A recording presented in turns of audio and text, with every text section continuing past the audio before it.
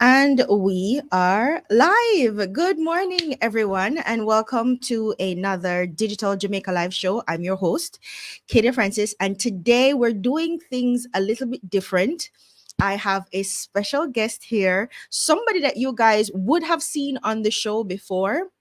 Um, and he's back today because he's doing something that I think is pretty cool, pretty amazing, and pretty lucrative. And on this show, we talk a lot about legitimate ways that you can go about, building side hustles online, earning money online. And I don't think it gets more legitimate than this. And so he's back, and today he's going to talk us through exactly how we can do that thing as well. But before I bring him on, just one or two announcements. First is that there are three new programs that has come on stream through the Heart Trust Leap Center. So the Heart Trust Leap Center is their job qualifications and training center, right? And that's where you can get your certified to say that I have a certain level of competency in this skill or that skill. So currently I teach the digital marketing and the social media marketing programs there. But now there are three new programs coming on stream. It's digital customer service. Hold on. Let me bring it up. Here we go. Right. So it's digital customer service specialist, digital communications strategist, and content marketing specialist. So it's actually three new programs that are coming on stream through the Heart Trust Leap Center. So that's content marketing specialist, digital customer service specialist, and digital communication strategist. So if you're interested in any one of these new programs, in addition to the digital marketing and the social media marketing that I already teach, if you are interested in any one of these programs, hit me up, slide in my DMs, let me know, because we are starting registration for those programs. Again, they're free to you, not free, but free to you to sign up so you can acquire new skills that will make you more marketable in the workplace. So again, if you're interested in any one of those programs, you let me know and we should be ready to go, right? I am creating a process to simplify the registration. So we'll talk more about that over on Digital Jamaica or on my personal page. You'll hear more about that in the coming week. But I don't want to chat you out. I want to jump right in because I know what y'all here for. But just drop in the comments, where are you watching us from? Are you watching us on LinkedIn? Are you watching us on YouTube? Good morning, Lorna. Welcome. Where are you watching us from? Just drop that in the comments right now. And wherever you're watching us from, subscribe, follow. We do a lot of these kinds of shows over here on the Digital Jamaica platform. So now, my guest this morning is Trevor Williams. Trevor Williams is a software and systems engineer with a strong drive to share the best of his knowledge with his students. So how Trevor started his whole Udemy journey is that he wanted to find a way to help his students study because they were missing classes, all sorts of things were going on with them in their personal lives that was creating barriers for them to learn. And so he's like, okay, what can I do to help my students? So he thought, you know what, let me turn some of these lessons into like a course that I can share on YouTube or other platforms. And that's what he did, right? His educational achievements include a master's degree in computer science, majoring in software development, and several Microsoft Azure certifications. So what he's doing is pretty technical, right? And so he started creating videos on YouTube, and then that blossomed into courses created on Udemy. Now, I just want to show y'all something pretty quickly because it didn't take a long time. In my opinion, 4 years is not a long time. It didn't take Trevor a long time to kind of skyrocket on the Udemy platform. I know he's going to disagree with me. Hi, Tanik. Welcome. Hi. Is that Wittenberg? How you doing? From Croatia. Hey, welcome. It didn't take Trevor a long time for his courses to take off on Udemy, right? So I want to share with you, this is his Udemy profile. And as you can clearly see, right? He has had over 459,000 students total across over 20 courses on the platform, and he has had almost 20,000 reviews, right? And so you see that he's a certified trainer and a top rated instructor, like 28 courses on the platform. And if you just scroll through the courses, you see that all of them are a 4-star rating or above. So over time, Trevor has really perfected in my mind, because if you're getting 4-star ratings and above, you must be doing something right. So over time, he has perfected the art or the process or the skill of creating these courses, creating really good top ranked courses. And so I reached out to Trevor and I'm like, listen, all of us want to know how to do this. All of us in the professional space who have had years of experience, years of knowledge and training, and want to know, how do we productize that knowledge, that training, that experience that we have for like a second wind in terms of a career? You're probably retiring or near retirement, or in this day and age, you just want to create a new revenue stream, right? How do we do that? How do we take what we have up here and turn it into something that we can sell to others who want to learn what we know? And so that is what he's going to be talking to us about this morning. So I'm not going to delay any further. Without further ado, let me bring on Trevor Williams. Hi, Trevor. Welcome to Digital Jamaica Live. It's good to have you here again. You're muted. I am muted. Are you Yeah. hearing me now? All right. I am hearing you now. I'm hearing you now. Yes. Welcome to the show. Welcome to the show. Yes. Thank you for having me again. It's my pleasure to be here again. Yes. Um, So, Trevor, I finally kind of convinced you to do a workshop. mm, I know I've been poking you about it for some time, because I'm like, this could be something. This could be something, right? So yeah. you're finally doing the workshop, kind of. He's not really committed yet, guys, but he's really thinking about it. And so I've invited you here to kind of give us a preview of, what are some of the things that we need to learn about launching a workshop? How do we plan the course? How do we uh create the outline? How do we then record that, and then how do we publish that? That's what you're here to talk to us about this morning, right? Yeah, I'm going to give some general guidelines as to, well, how to get started on Udemy. It's Mm-hmm. really not the most difficult process. Mm-hmm. And, just to share some tips and tricks about how you go about planning a course all the way up to marketing and selling that course, and little Yes. things that you will want to be aware of that I learned along the way, and by sharing them now, I can probably help you navigate certain things, certain obstacles that you will encounter, Mm-hmm. and at least give you some insight into what else is possible. All right. So, guys, I hope you can appreciate that we have a super trainer in our midst, a Udemy pro at this point, and he's really gifting us his knowledge right now. So I want you to make him welcome. And it's your show, Trevor. Take it away.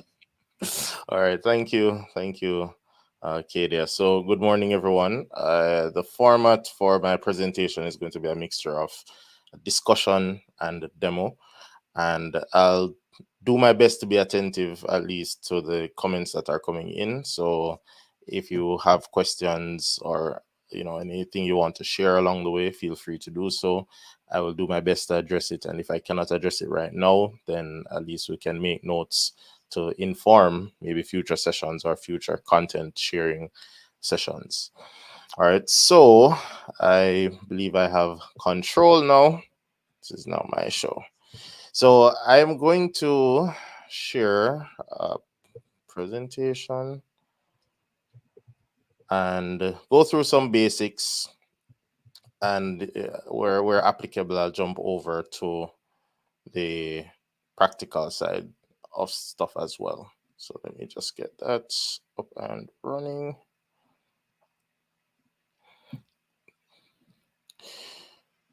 All right, so I'm kind of working with several monitors here. So if you see me looking across, I'm just looking just to make sure everything is ticking as we go along.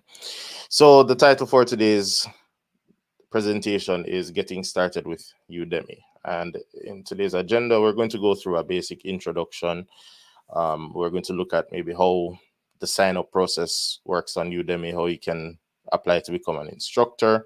We're going to take a quick tour of the instructor portal, what that looks like. We'll look into things to consider when scoping and developing a course, and then go through the Udemy management portal, look at how we fill out a curriculum, description, considerations for thumbnails, and just overall just good practices. And hopefully the knowledge that you gain from here will give you the confidence to start your first course. So a little bit about me. Katie already kind of did an introduction. So I have been a Udemy instructor since 2019. I have over 450,000 students. That figure is growing steadily. I've published 28 courses, some of which have been with collaborations. I am a Udemy instructor partner, which means that they have a special program for instructors that they want to keep close and dear. So, I've applied for the program and I was successful. I have a 4.5 out of 5 average instructor rating. So I really bounce between 4.4 and 4.6, which typically is where you want to be in general. And if you want any more information about me in general, my skill sets, the services I offer, you can see more about me at my website, trevorwilliams.com. And finally, I go by the title software engineer and lecturer. Now, let us take a step back and talk about what Udemy is, because I know that some people don't really like, they probably heard about Udemy, they've probably seen it, but they don't really know what it is. So let us discuss that for a few. So Udemy is an online and teaching marketplace with over 213,000 courses and 62 million students, and that's coming from Udemy. So those stats are not from Trevor Williams, those stats are from udemy.com.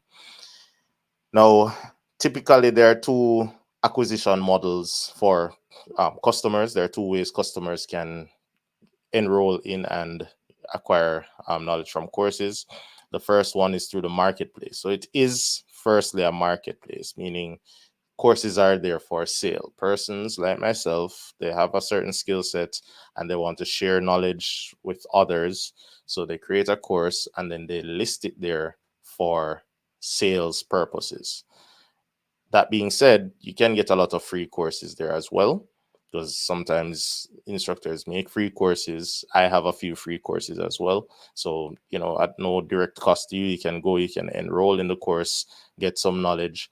But then generally speaking, what you really want to do is become a premium instructor where you can monetize your course. So the marketplace is the typical way that a student will enroll in your course, and the next model would be through subscription. So you have individual or the personal plan, and you have the business plan. So the personal plan means that I, as an individual, I can just go enroll in the subscription and I pay a monthly fee, but that gives me access to a large library of courses, most if not all courses. And then you have the business plan, which comprises specially curated courses. So top ranking courses versus courses that are addressing certain topics that businesses are interested in. So on this tier, businesses actually engaged Udemy and said, hey, we need our own learning platform and we need courses, the best courses that you have that meet these needs. And Udemy would curate those courses and put into that program. So not every course is available in the business program. Not every instructor has courses in the business program, but that is a good place to be. And usually the top quality courses end up in the business program. So the better your course is, the better your chances of ending up in the business program. It also offers completion certificates. So, well, I said after completing a course, but once you've completed a course, you actually get a Udemy branded certificate, which is a certificate that you can place on your LinkedIn profile. You can make reference to it on your resume. The fact is that it's a tangible piece of paper, or at least it's digital, and you can print it if you want, that says, I have completed this course. So you have proof of completing certain training. And it's really easy for you to sign up, whether you're a student or by extension an instructor. You can sign up with a few easy steps. Now, before I continue the training, I just want to make some important notes. In this training, I am not representing Udemy in any official capacity. I am not an employee of Udemy. I am simply a person who is affiliated with them through the business side of things. So what I'm about to share is not from udemy.com and the Udemy staff. Even though some of it is inspired by some best practices that they would have shared with me, they would have shared that with me, sorry, as an instructor, the same way that I'm sharing it with you as a potential instructor. Not all the techniques that I'm about to share will work for everyone. I'm giving general base guidelines, one, inspired by my own spot of success and by extension by other instructors who I have also taken inspiration from. So there's nothing esoteric here. It's just a matter of the fact that I've been doing this thing and these things have worked for me, and I see other persons doing it and are enjoying success, and those things have worked for them. Some I've adopted, some I have not, but whatever is relevant, I will share. It is your prerogative to do your research and analysis. So don't take everything I say and just run with it. Fact check. And if I say something and you find something to counter that point, feel free to share it, because I love to learn and I love to be corrected, because I really don't want to walk around giving false information. So if I say something and it doesn't quite sit right with you or you want to fact check it, please do that. And if after fact checking it you realize that my version of the information is skewed, feel free to share that with me. You can check my website to see how to get in touch with me.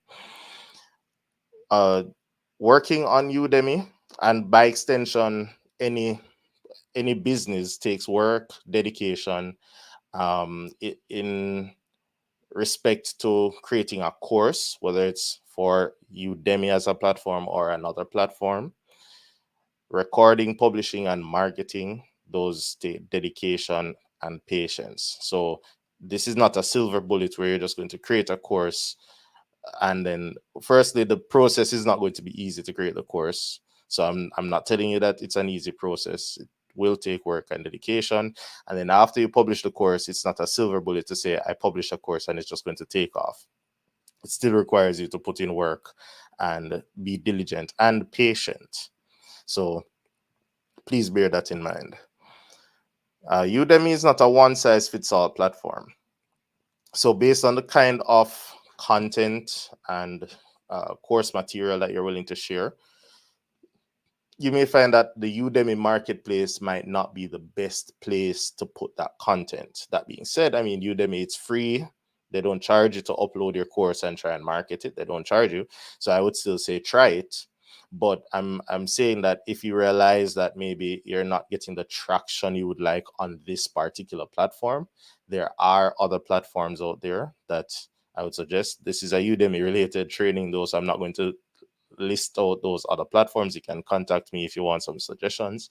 But my point here is that based on your course content, you might find that certain things work here and certain things don't. Just like YouTube. Not every YouTube video is the most popular. I have YouTube videos, some are more popular than some.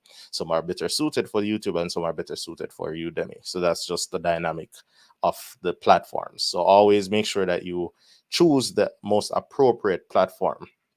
But while I will be focusing on how to upload to Udemy, a lot of the takeaways on how you can create the course will be applicable to any platform in and across the board. And finally, you have to be patient and consistent. So I did mention patience before. That is very important, because when we're not patient, we make rash decisions. Sometimes we stop grinding right before we are about to have success. So, you want to definitely exercise patience and consistency. The more you do something, is the more it opens up new neurons and patterns that your brain and your body didn't know before, and the better you become at certain things, and overall that leads to your improvement. So you definitely want to just stick to it as you go along. So the next thing is that I'm going to jump over to my browser, and then we're going to look at the steps to create a new Udemy account. Let me try and launch my browser quickly. I should have had this up already. I apologize. But you can get to Udemy simply by typing udemy.com. So udemy.com, whether your ambition is to become an instructor or you want to learn something, because I've bought and completed courses on Udemy. So I was a Udemy student before I was a Udemy instructor. So I'm just letting you know that this is an excellent marketplace for you to upskill and just invest in yourself. And if you scroll down, you see that they have several courses on several topics, and maybe you'll see more technical courses taking the forefront, but these instructors are some of the top instructors, so their courses have been top rated courses for a very long time. All right, but that being said, if you just take the time to scroll across, you'll see the different kinds of courses that are being promoted here, and you can look at the ratings and the number of ratings and reviews. So like I said, after years and years and years, they have built up enough social proofing that they make it to the Udemy front page, and that's where we really want to be, right? We want to be first in the search results. Anyhow, we're really here to look at how to sign up. So at the top, you have login, you have sign up. When you click sign up, all you're required to put in is your full name, your email address, and your password. Sign up. You might get a verification email. Once you verify, then you are on the platform. The next step is to enroll as an instructor if that's really what your ambition is. So once you're on the platform, of course, you can start buying courses at will, but you really want to become an instructor. So I actually have an account here that I already created, and I signed up as an instructor. So as a student, because once you have an account, they're going to treat you like a student first. You're going to see different suggestions based on different things that you've looked at. So it's nice to see that because I looked at a course, one of my courses is being suggested alongside some other top rated courses. Because I did a search for myself, they're showing my course, but they're also showing other top courses. So I'm just showing you that this is the kind of competition that is there on the marketplace. This is the marketplace. At one point in my life, I was trying to learn guitar, and I enrolled in this guitar course. Oh, it's not visible. That's fine. But they're making suggestions. So think of it like with YouTube. If you watch a YouTube video on a certain thing, then most of the suggestions after that for your account will be based on your viewing history. So that's how Udemy is going to help to market your course, because persons watched a course on a particular topic, maybe from a particular instructor. If you have similar content, and worse, sorry, not worse, and even more so if it is top rated content, then it will be suggested alongside your viewing history or courses from your viewing history. So it's important to understand the platform from a student perspective, because it helps to inform what you do as an instructor. And once again, while I'm using Udemy as a case study, that is also applicable across the board. Once you're placing content on a platform, it's important to understand the platform from a user's perspective so that you can target the other users accordingly. So once you have signed up and you created your account, you can actually just click that instructor button, which as far as I remember, it's going to be visible for you. You don't have to do anything special to see that instructor option up top.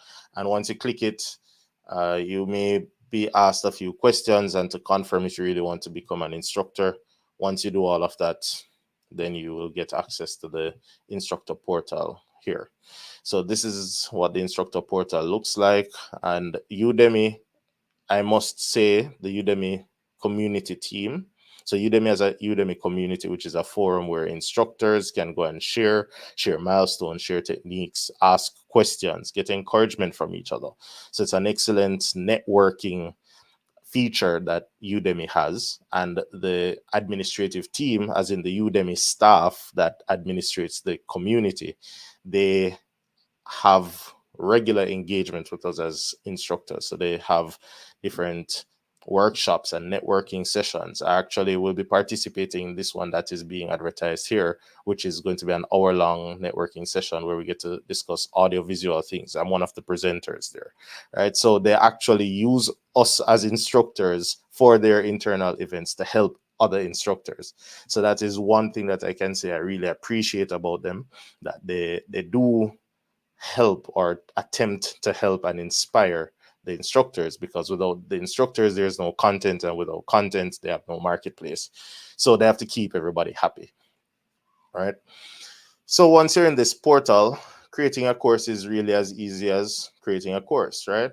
They do have like a launching, like launch steps. I'm trying to remember where I would find those. I apologize, but they have art. So if you go to resources, you'll find that you have the teaching center, you have the community, and you have help and support. But that's not really what I wanted to say. They do have like a mini course where they carry you through certain best practices. So they are giving you tips and tricks as to, hey, you're a new instructor, you want to create a course, here are things for you to consider, the kind of equipment that you may want, how you can refine your speech or refine your delivery, here the different delivery methods that resonate with students. They do all of that for you as well. So they give you those little guidelines as well. So, as I said, from the jump, they're trying to help you to get you comfortable with the idea of creating a course on their platform. So to start creating a course, and I'm just going to walk you through this step, and then I'll jump back into a discussion and then walk you through some theory and some good takeaways. But when you click that, the step one is to create the course or a practice test. So a course, of course, would be the interactive or the multifaceted delivery method where you have videos, you have quizzes, you can have exercises, etc. Versus a practice test. A practice test here would be geared towards somebody who is maybe PMP certified and you want to publish a PMP practice test, right? So you have your questions that you want to share and you create a practice test. You can do that right here and monetize it. So, and I'm just putting that out there. So even if you're a trainer for a certification, you can create a certification training course, and you can create one or many practice tests and monetize them all through Udemy. Just food for thought.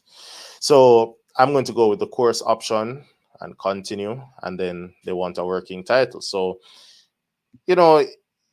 of course, when we are titling our courses, we have so many things will fly through our head, right? How do I create a title that is not boring, that will catch somebody's eye, that doesn't seem too pretentious? I only have 60 characters to fit all of that into a few characters or words. So when you're creating that title, you want to make sure that you're capturing the essence of the course without deterring your audience. So let us keep something simple. Learn, and I'm very technical, so forgive me, but ASP.NET, I have a few ASP.NET lessons that I did not publish, and they're sitting on my computer, so I'll use them for today's demo. So learn ASP.NET API development.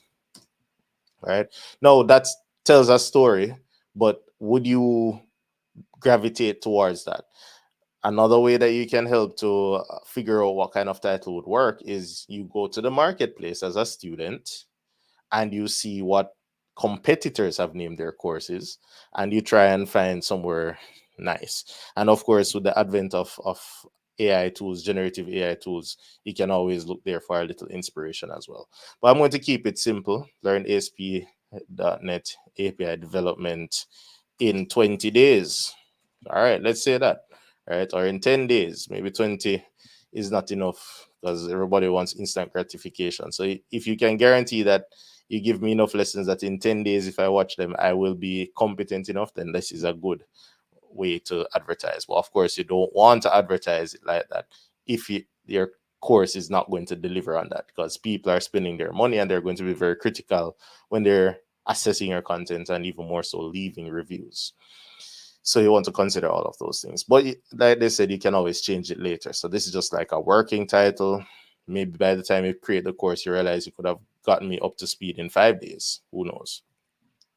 So you put in that title, then you choose a category that best fits your topic. And here are just the general categories here. So if you're a music teacher, there's a music category. If you're into arts and craft, photography, etc., marketing, etc., etc. So of course, I'm more IT software slash development. Development means software development. If you don't know, you can just say I don't know yet, because sometimes the categories here don't quite fit exactly what you're going to teach. Or sometimes by the time you're finished teaching, you can say, oh, okay, this is more of a health and fitness, because maybe you went in thinking kinesiology, not necessarily health and fitness, but then you realize, okay, health and fitness works. So I'm just going to say development, continue, and they're just gauging how much time can you spend creating your course per week. So you can always say, I haven't decided if I have time. You can say I'm very busy right now, 0 to 2 hours. And the thing is, this is not them trying to pressure you, because this really doesn't have any bearing on your course creation or Udemy's treatment of you as an instructor. They're really just gauging, hmm, of all the instructors, most of the instructors work on their courses between 2 to 4 hours per week, and that's just the metric because of this form. So it's not really a form to tell you you should dedicate this much time, or if you don't dedicate this time there will be some consequence. So I always say I'm very busy right now, 0 to 2 hours, which is usually the case, but I make the time as needed. So let's just work with that one. Then you go to create course, and then you have this course portal. So I'm going to pause right here, and we're going to jump back over to some slides, and we're going to look at, we're going to discuss some things and look at a demo. So when you are planning your course, choose a topic. So the title, we can always change that, but of course you want to get your topic right from the jump. So start by creating a list of 2 to 3 topics that you could teach.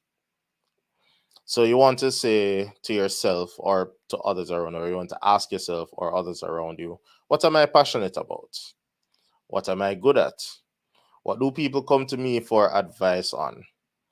What have I taught before? What can I teach differently from others? So those are key questions that you want to, you know, I don't want to say internalize. You can sit down by yourself one day, sipping a cup of coffee in the park, and you have your notebook and you just ask yourself and just write. Right? Because sometimes when we don't ask ourselves these things, they're not things that we think about. Sometimes we think we know something and we really don't, and what we do know, we ignore. All right.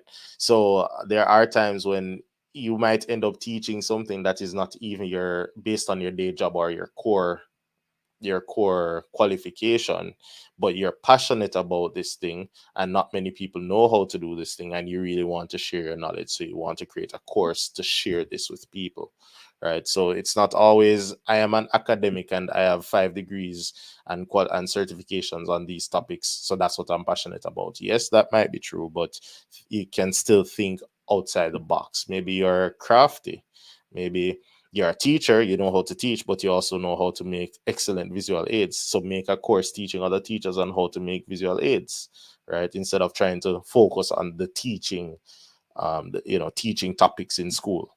So, you can think about those things. What am I good at? What do people come to me for advice for on?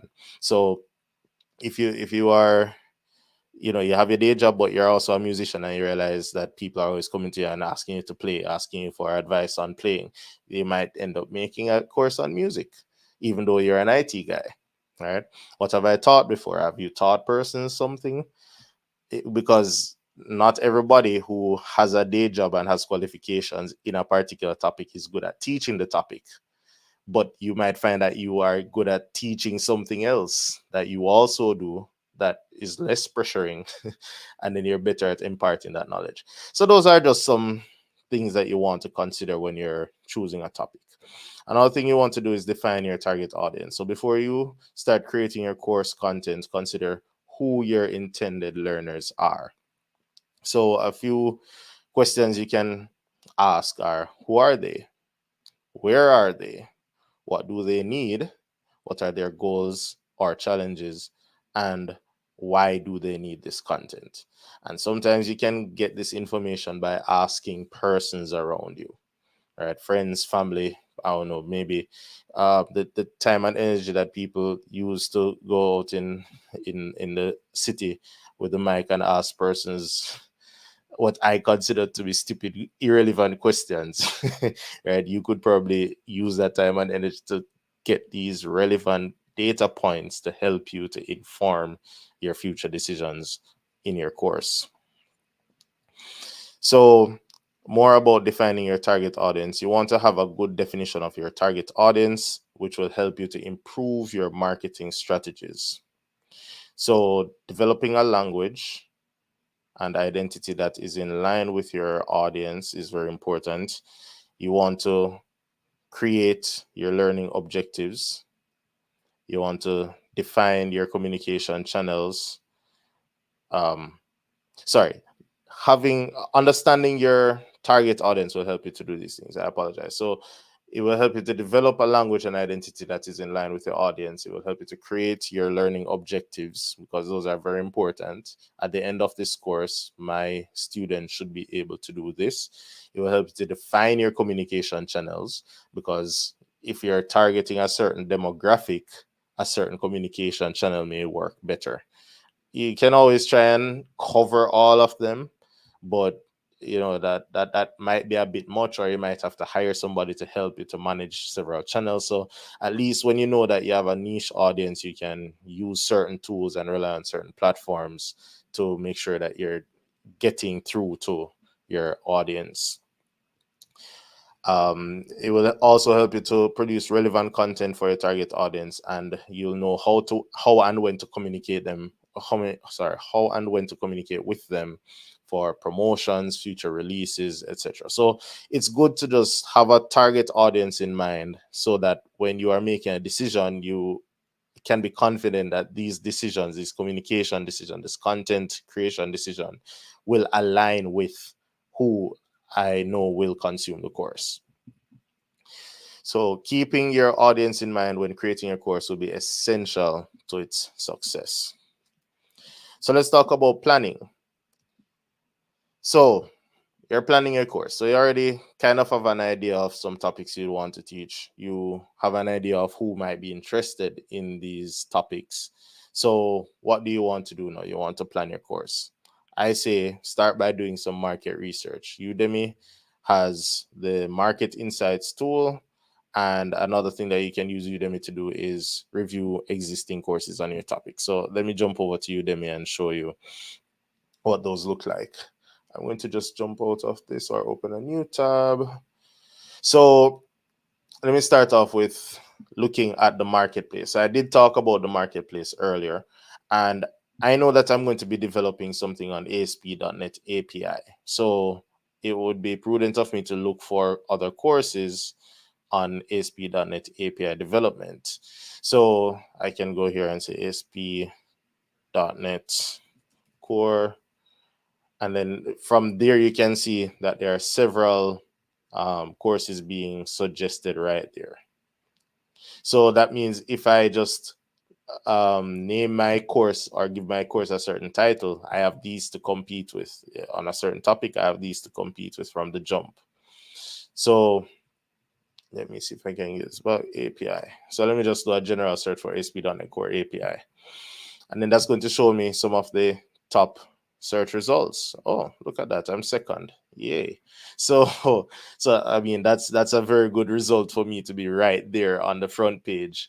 Right. But then the fact is you'll see that there are others, and you get to gauge that okay, this guy has 4,000 reviews and a 4.618 hours All right, this guy not far off. He has 80 lectures with 10 hours of content.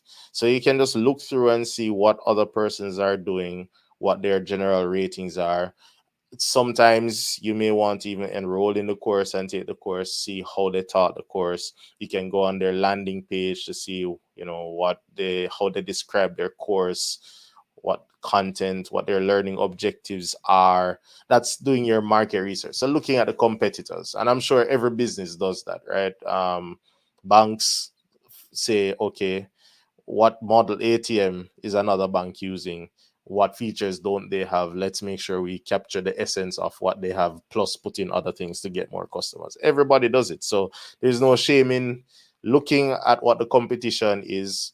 It might even help you to realize that there are certain topics that are not being addressed. So I'm going to make sure I address them so I can get those outliers or those subscribers, or persons who have already done the topic will want to come here to learn from this perspective, right? So that's good. Jumping back into the instructor portal, if I go back here to the tools section, you see that there's marketplace insights. So that is a tool now that Udemy gives you as an instructor that allows you to kind of gauge the demand, the number of courses, the average revenue, and the top revenue for particular courses, or particular topics rather. So let's get started. So like I said, I'm doing ASP.NET Core API. So if I start typing, they're narrowing it down for me that these are general topics in the marketplace. ASP.NET Core API is not really a topic, but ASP.NET Core that's the underlying and fundamental technology that I would build an API with, right? But I'm going to keep it a bit more general. Let's say business administration. So you wanted to do a course on business administration. Business admin is not a topic. So then if I do that, I would be led to think, all right, check out related categories. So yes, it's a business related course that I'm doing, but then they're saying, okay, don't just do business. Like, what about business would you like to focus on? So maybe you want to focus on photography business, music business, home business, etc. If I just type in business, then they're saying here are some related topics. All right. So let me go back to the ASP.NET Core just so you can see a more. All right. So here they're letting me know that there are certain topics, right? So view topic results taught in English versus the other languages. So Udemy has 62 million students, obviously across the world. So the more languages you can cater to, the better. So you might be bilingual. So maybe if you wanted to teach an ASP.NET Core course, you might find that you have a specific market to cater to by teaching that course in Spanish, because then you can get the entire Spanish speaking population that is not bilingual or doesn't know English at least. And that can be your niche market. Whereas I am being successful in the same topic, but in an English market. So, you can consider those things as well. So this is an opportunity overview for English courses on that topic.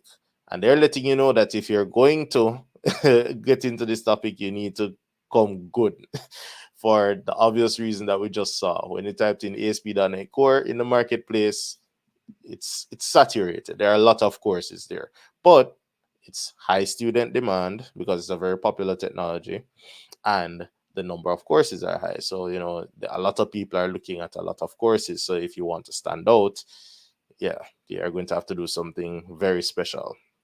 And then they're letting you know that the median monthly revenue is $32 and the top monthly revenue is 5,000.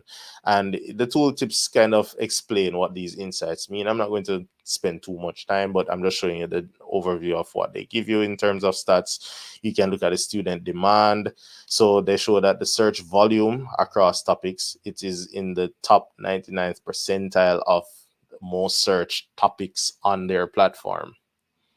So notice this is for their platform. This is not across the internet. So Don't necessarily use this to gauge how successful the course would be elsewhere. This is for the Udemy platform, Udemy stats. And then they show you the search volume trend. In November, probably because of Black Friday, it trends upwards. January, everybody has New Year's resolution goals, it trends upwards.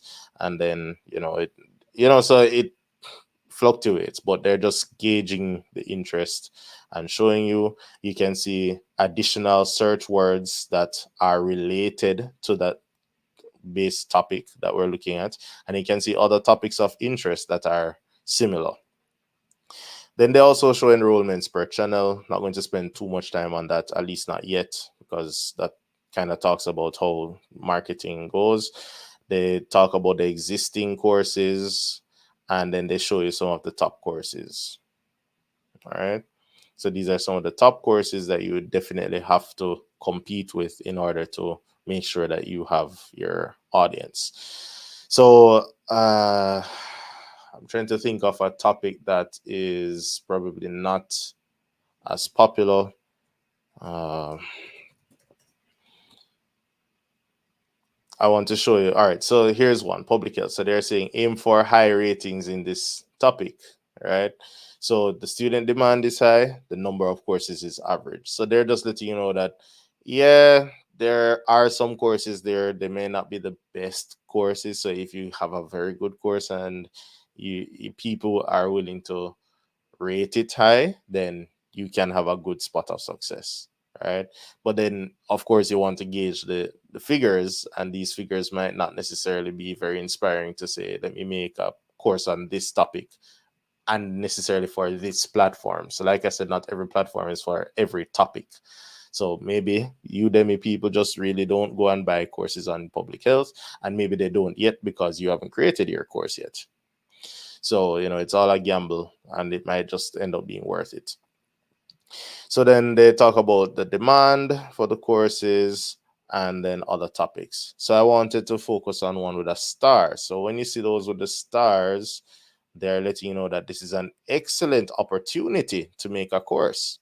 So I can tell you that there was a particular tranche of ASP.NET Core technologies called Blazor. So when Blazor was released by Microsoft, I mean, there was a while when before any courses were published. I was one of the first persons to publish a course on Blazor on Udemy. So it was a great opportunity, and I took advantage of that opportunity. And I must say that, it really worked out well for me in that shorter term. And then when other courses started coming in, of course, there's more competition. So the revenue split is there, but then by that time I had enough social proof in being one of the early adopters, and my course is still one of the top ranked courses. So if you have a topic that's a great opportunity, I would say go for it, because clearly there's high demand for it and there are few options. And even if the revenue may seem low, it may seem low because there are few options, and maybe they're not good options as they are. So, you want to definitely consider that. So I just wanted to kind of share how you can go about doing some market research. Next, you want to scope your curriculum. So scoping your curriculum, yeah, you can start with an academic basis. So I am an instructor, I am a lecturer. This is something I do. This is stuff I teach. The the upside of having an academic basis is that if you are offering that experience, then persons will feel like, yes, they're getting extreme value, because that's why we go to school. We go to school to make sure that when we leave school, we have that base knowledge that we really need to make it. So as an instructor, it's always important to give your students that fundamental or that foundation from an academic perspective. But then you also want to make sure that you mix in your expertise and experience, because there's just certain things that we don't learn in school. There are certain things that cannot be put into a curriculum, right? You read through the curriculum, and I've Several times I've had to deviate from the curriculum just to make sure that my students are ready for the workplace more than they are ready to get a degree. I always tell my students, I'm not here to teach you to get a grade. I'm here to teach you so you can step out of my class and get money. Right? So, and the difference is that when you get the degree but you don't have the real life experiences, you struggle. And I can tell you from experience, you're going to struggle stepping into the workplace and getting the real work that was not an academic, or didn't have an academic base. So my point here is that you want to have a healthy mixture of the academics. Yes, the foundation must be there, but don't be afraid to make mention of your expertise, bring in your experience, show them things that they are going to encounter in the real world, not because it's not in a book, right? Those are things that you definitely want to bake into your course to make it different, because your experience and my experience, we could have the same experiences and we could have entirely different experiences, and that's what would differentiate your delivery on the same topic from my delivery on the same topic. And hey, we both might end up getting the same students, and we both are, profiting from sharing our experience and our knowledge.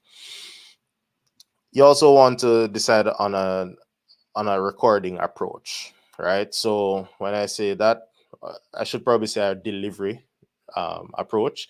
So you have talking head versus screencast or a hybrid. So I think right now I'm kind of looking at the stream. What you're seeing when I'm presenting and me in the bottom corner, my camera, that would be like the hybrid, right? But then talking head would be when you only see me, and then screencast is when you only see what's on the screen. Based on your topic, you might use any of the above. Right? I'm not going to tell you I can't tell you which one is best. There is no best. It's all situational. When I'm teaching programming, I don't think anybody needs to see this. Right? They're more interested in what am I typing, what am I clicking, why am I doing this on the screen. So I almost exclusively do screencasts because of the kind of content I'm delivering. However, if you're going to do something about people management or EQ or even project management, maybe, well, maybe not so much project management, but my point is, if you're doing something that is more person related, or you're trying to relate to your learner at a certain level, you don't always need slides. It could be you sitting down with a nice background, nice ambient lighting, looking at the camera and addressing the student and delivering the content, and that gets the point across. That would be a talking head. So that obviously would not be a good technique for me teaching programming. Nobody needs to see my face when I'm teaching programming. So based on your topic, you want to make sure that you can choose the correct content delivery approach. Another thing is that you have to be consistent with your delivery and your quality. And yes, that goes into the planning, because you want to make sure that the topics flow. You want to make sure that you have a certain style, right? You want to kind of establish those things, even if you don't necessarily write it down or whatever. But if you have a particular style, stick to that style throughout, because yeah, your style might not be the best for some persons, but then because it doesn't really deviate, it's less distracting, right? So you definitely want to consider that as well. Another thing, you can consider collaborations. So, like I said, I have published 28 courses, some of which have been with some collaborators. I have co-published with several persons, where we alternated throughout the content. I have another course where I delivered the entire first half of the content, and the other person delivered the second half. And it does help, because I don't know everything. There are technologies I don't know, but they can be integrated with the technology I do know. So it would be good to create a hybrid course, or one big course where I teach what I know, somebody else teaches what they know. One course is compiled, and we both profit from the experience and cater to that particular target audience. When planning a course, I suggest that you make your lesson as succinct as possible. And I can tell you that this is something that I am doing more now, and I actually struggled with in the past. Once again, technology. So was kind of difficult for me to say teach on a particular topic. Hey, here's how you build a web page, right? There's so many things that go into building a web page that's easily a 20 to 30 minute lesson. Now, maybe doing that on YouTube is good because on YouTube, persons want to click on a video and get what they want out of the video. And yeah, it would work on Udemy. I mean, it worked on Udemy. But then what I realized over time is that it became a bit more difficult for me to maintain, one, and two, it becomes a bit more difficult for the students to navigate, because when you have a 30-minute video and you're covering 5 6 topics all to the end of creating one web page, then if they miss that detail, they don't know where to go back to find that detail, and then that can waste their time, that can lead to a bad experience on their part, and then that can ultimately lead to a bad review for your course. So what I find is that making the lessons as succinct as possible makes the course more modular and easier to maintain. So the more modular the course is, the easier it is for the student to absorb. So instead of saying step one, let us create a web page, it's better to say module one, creating a web page. Step one, create a new file, 5 minutes. Step two, put the content in the file. Step three, putting text in the file. So at least know that that module lasts for 30 minutes, and that 30-minute module comprises 5 or 6 5-minute videos.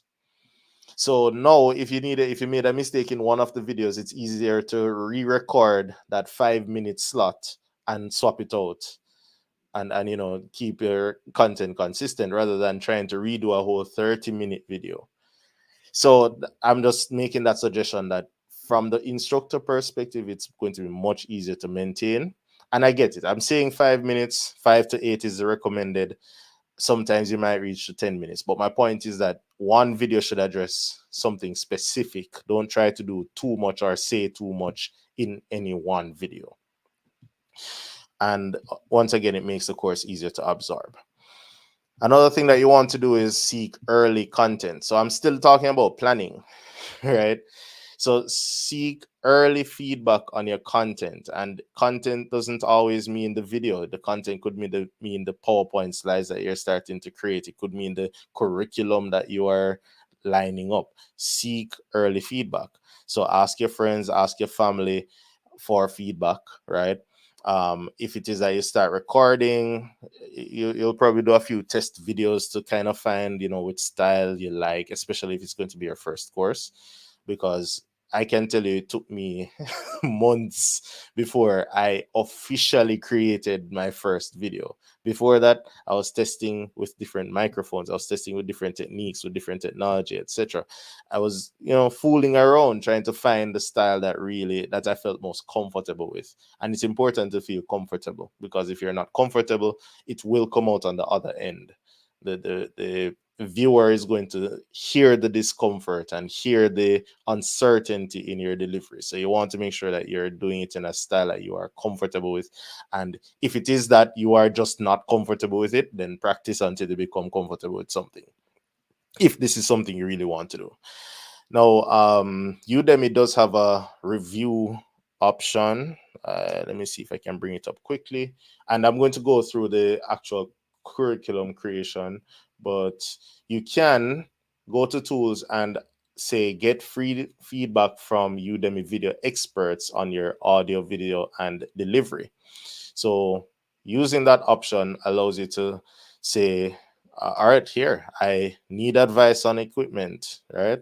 So if you're not quite sure how to set up your recording space, like I said, Udemy has a lot of documentations to help you as an instructor to get started. They're talking about camera, microphone, screencast software, lighting equipment. You have recommendations for different budgets. All of that is right here, right? So even if Trevor Williams didn't come across and try to give you tips, Udemy is already giving you the tips. All right. But let us say that I have my equipment. Here, they say 6 steps to receive the expert feedback. I'll just get started. What English is my video? Sorry, what language is my video? It's English. and what would I like feedback on. I would leave all of them ticked, because if they have feedback, I would love to hear it. And then, choose the style. I'm filming my computer screen. Let's go with that one.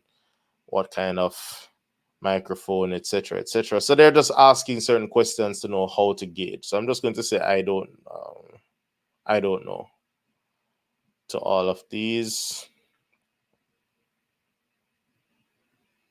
and Windows. All right. Obviously, you try to fill it in as accurately as possible, and then they're still giving you tips and tricks before you reach to the point where you actually get feedback. So you might even find the answer in some of the resources that they're presenting to you beforehand. Anyhow, if you get this far and you still really just want to hear from somebody who is not your friend, not your family, because the friends and family, yes, we want honesty, and yes, we appreciate their honesty. Um, but then sometimes they are more forgiving because of the affiliation, and that's just a thing. That's why when companies launch something new, they soft launch it to employees, get some feedback, but then they soft launch it to persons who have nothing to gain or lose relative to their association with the company. So you'll get very honest feedback.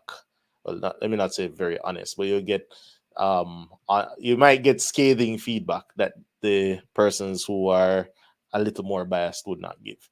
So at least Udemy here will give you that scathing feedback. And I got scathing feedback in my early days. I remember the first video I uploaded, they said your audio was terrible and my delivery, I was talking like this. And to be fair, I did just wake up and then record the video and then upload it. So they were saying that I sound like I'm putting the students to sleep. They weren't unkind with their words. I'm paraphrasing, but their words did help to give me some insight into what I needed to change if I really wanted to be a good presenter, and that did help, because I don't think I've recorded a video with that lack of energy or lackluster quality since. So this is a good way to get some feedback as to where you're going with this. So planning is really just like, yeah, I know what I want to do from the academic and video creation perspective on paper, but I'm also trying to find my style and the best style for what I want to do. So let me jump back over to the portal, and well, let me see if that's it for yes. All right, cool. So before I get into creation tips and tools, let's just jump over to this portal and look at creating a course. So okay, they're just giving me some notices. I'll dismiss those. Those are not conducive to this discussion. So here's that course that I created earlier. So at any point, I can always log in, click on instructor, jump over to this panel, see my courses, communication, performance, tools, resources. So I'm going to say edit or manage this course. And then this is like the course management section, right? So they're asking me the relevant questions. What are your students going to learn in your course? You must enter at least 4 learning objectives or outcomes that the learners can expect. So even if you have never done instructional design, right, or instructional technology or any of those education related courses, and you're not necessarily a trained educator or trained trainer, certified trainer, whatever, you can follow this guide and get an understanding of what it is I need to consider when I am creating a course, right? Because it is a course. So these are things that when they develop curricula in universities or for the courses that they deliver, these are the things that they sit down and consider when they're putting together that curriculum for CS 130, right?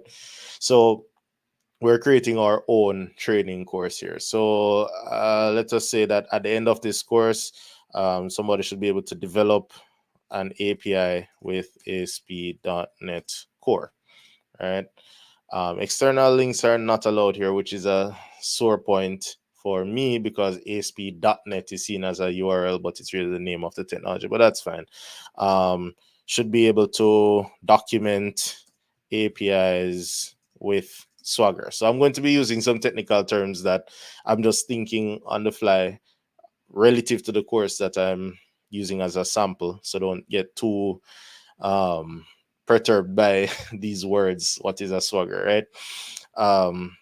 Fix and debug API and test and or handle exceptions. Let me say that, handle exceptions effectively. All right. So those are some objectives that I would like at the end of my course students should be able to do this, and you can add more. So you're not limited to the four. You're encouraged to have a minimum of four, and you can always delete and reorganize the order. What are the requirements? Some prior programming knowledge. So let the students know this is a beginner course, you don't need to know. Or this is an intermediate course, you would have had to do some introductory, right? Or some introductory content. Who is this course for? Let's say beginner or intermediate, if you must have knowledge before, intermediate software developers, right? And as always, spell check. Make sure that you are putting your best foot forward. There we go. So those are the things that I have on my intended learners list. So you'd want to save that. Boom. Course structure. So here's this tab is really just information. So they're actually guiding you right here. So you can plan it out. So they're talking about planning your course carefully with a clear learning path, and that will help you once you start to film, right? So having a clear outline on paper at least is good. So they allow you to go to the teaching center and get some more guidance on that.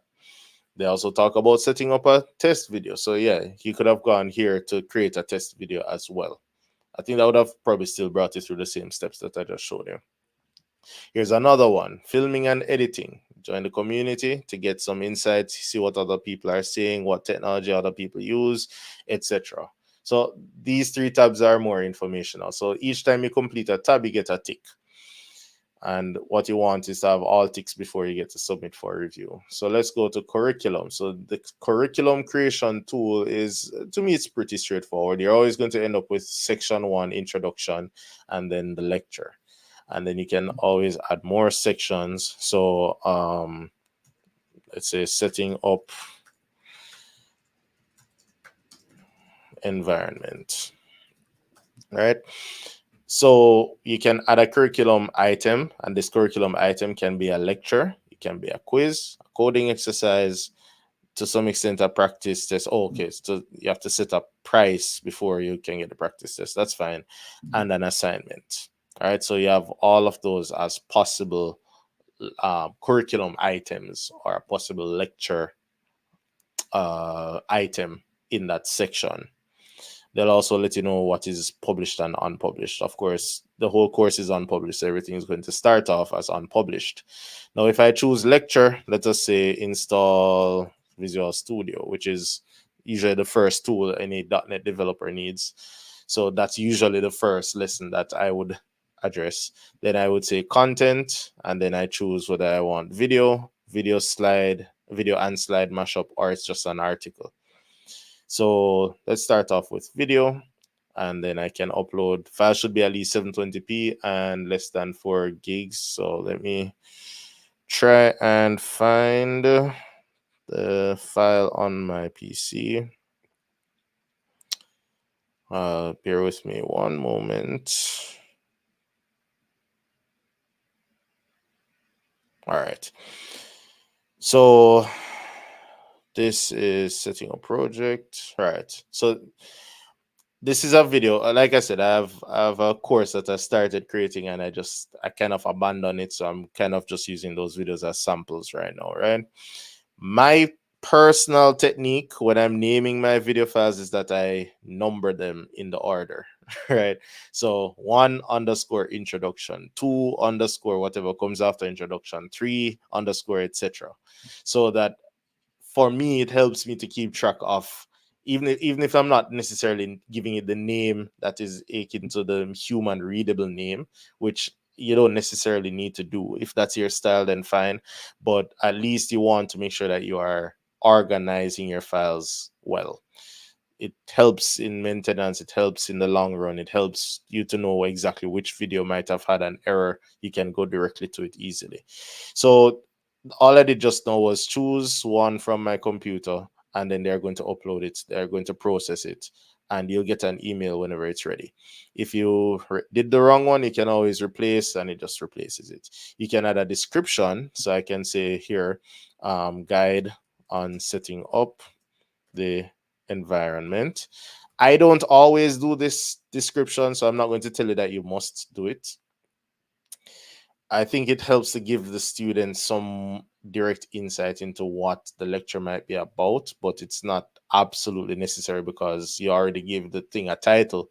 And if the title is clear enough, then the student can infer what this lesson is going to be about. But you can add other resources because sometimes you have downloadable files. So if you're delivering like, let's say PMP training, and you'll have a reference PDF or PowerPoint that at the end of this lesson, you want them to have access to it. You can add that as a resource, a downloadable file, maybe already have it uploaded, and I'll show you how to do the bulk upload. You can add a external resource. Maybe you want to just give them a website, and in my case, it would be like source code, where I would upload maybe a source code file that is relevant to that lesson. So the platform is very powerful, very flexible, and I think it's very easy to, it's adaptable based on the type of content that you are delivering. Now, there are times when I record the entire course and have all the lessons on my computer before I even come here to start building out the curriculum.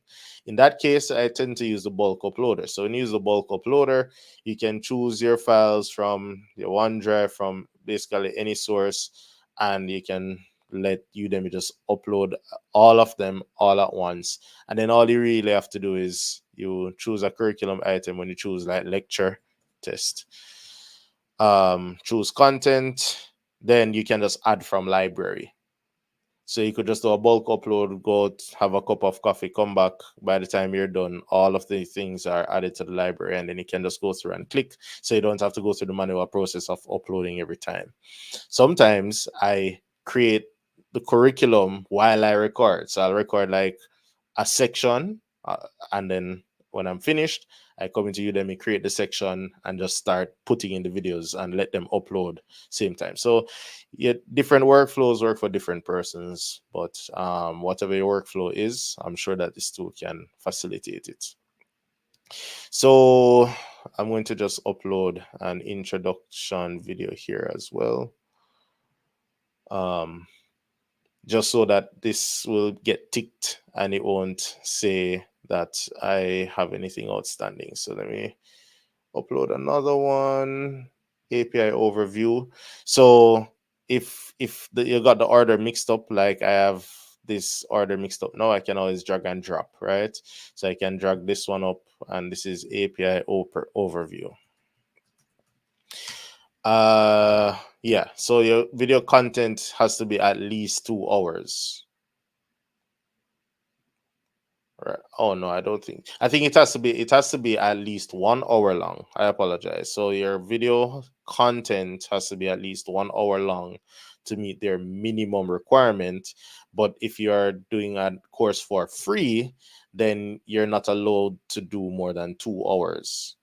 And free courses do come in handy. Sometimes you can use them as teasers, but then by limiting it to 2 hours, I think that they are making sure that persons don't go out and record 20 hours worth of free stuff.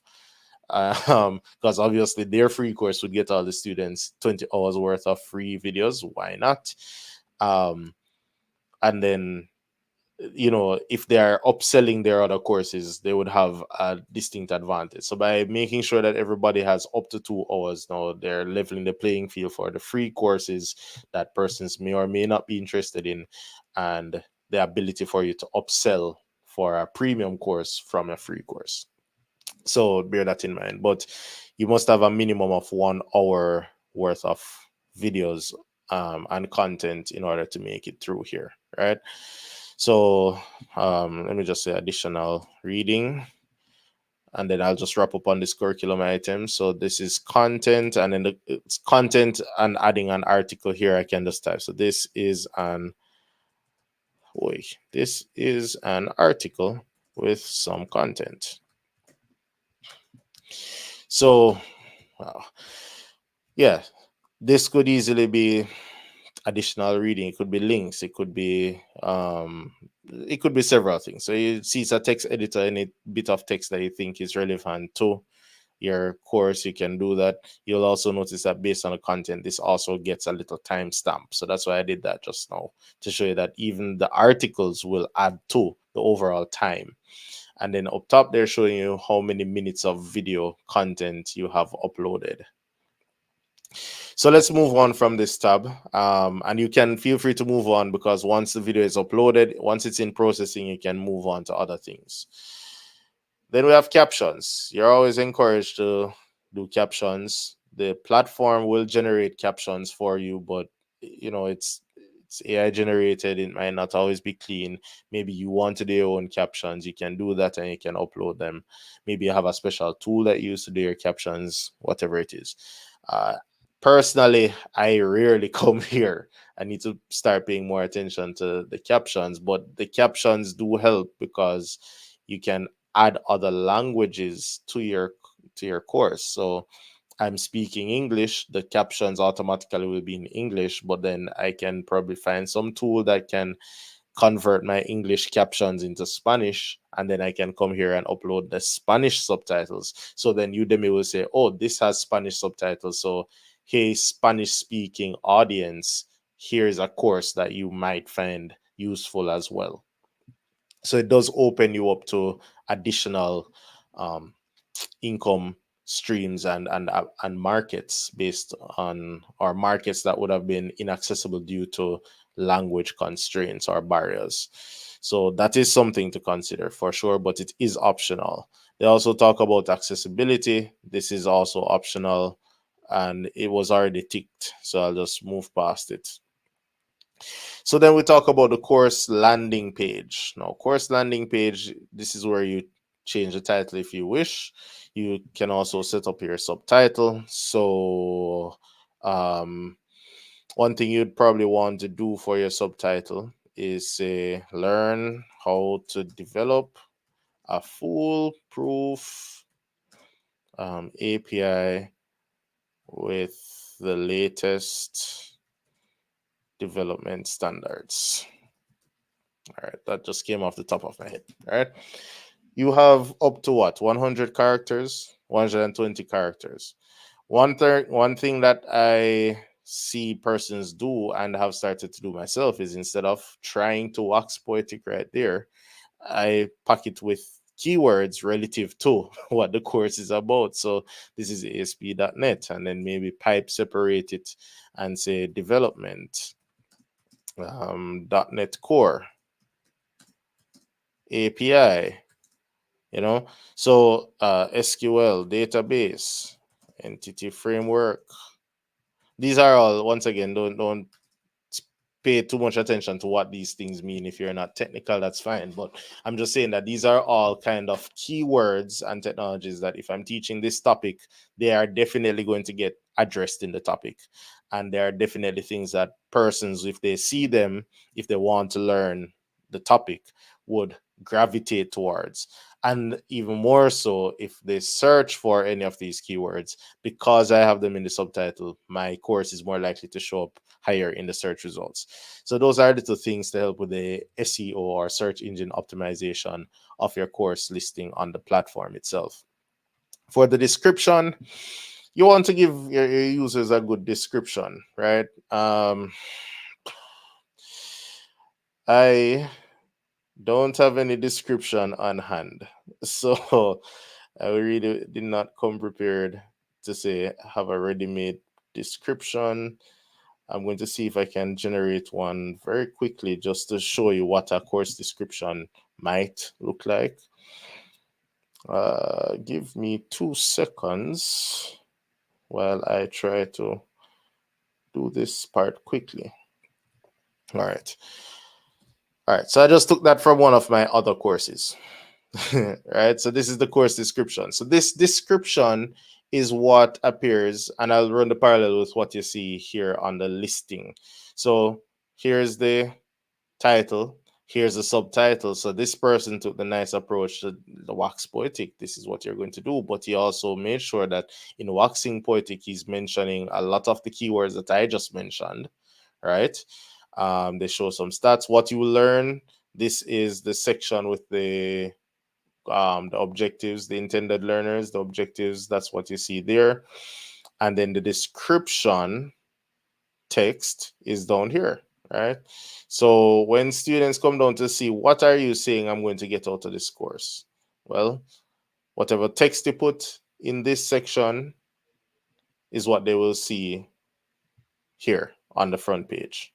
All right, so you want to make sure that by the time they read this course description, they want to click add to cart or skip add to cart and just click buy now. So everything that you're putting here is geared towards making sure that they are confident by if they enroll in this course, they will definitely get some value. Once again, this is still planning. You're still just planning, right?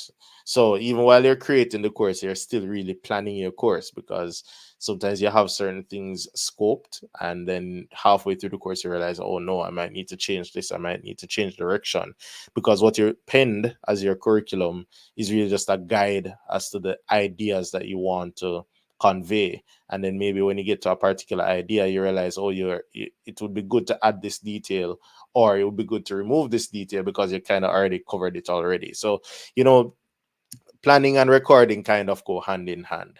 So the reason I'm saying that is I discourage, or I wouldn't encourage you to plan with the idea that once I have the plan, I'm just going to execute. It's not going to work that way. All right. And even in project management, there are two types of planning. You have waterfall planning and you have agile planning. Waterfall means I'm going to try and plan every detail before I execute. And a lot of projects have failed over the years because of that very, what's the word I'm looking for? Well, that very strict approach. So agile was kind of developed off the back of that, or those experiences, to say let us plan and execute in tandem so that we can adjust. So I would suggest that in planning your course, you take an agile approach. You plan and execute, refine, plan, execute, etc. So at least you can keep the ball rolling and you're not bogged down with any one part of the process.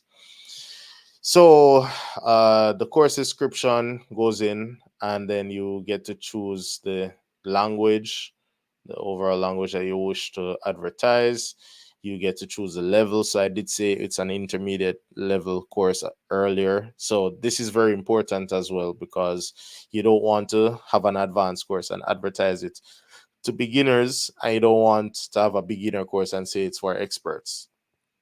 And even all levels can be very dangerous, because an expert might take exception with a course that he finds out is for beginners, even though it said all levels.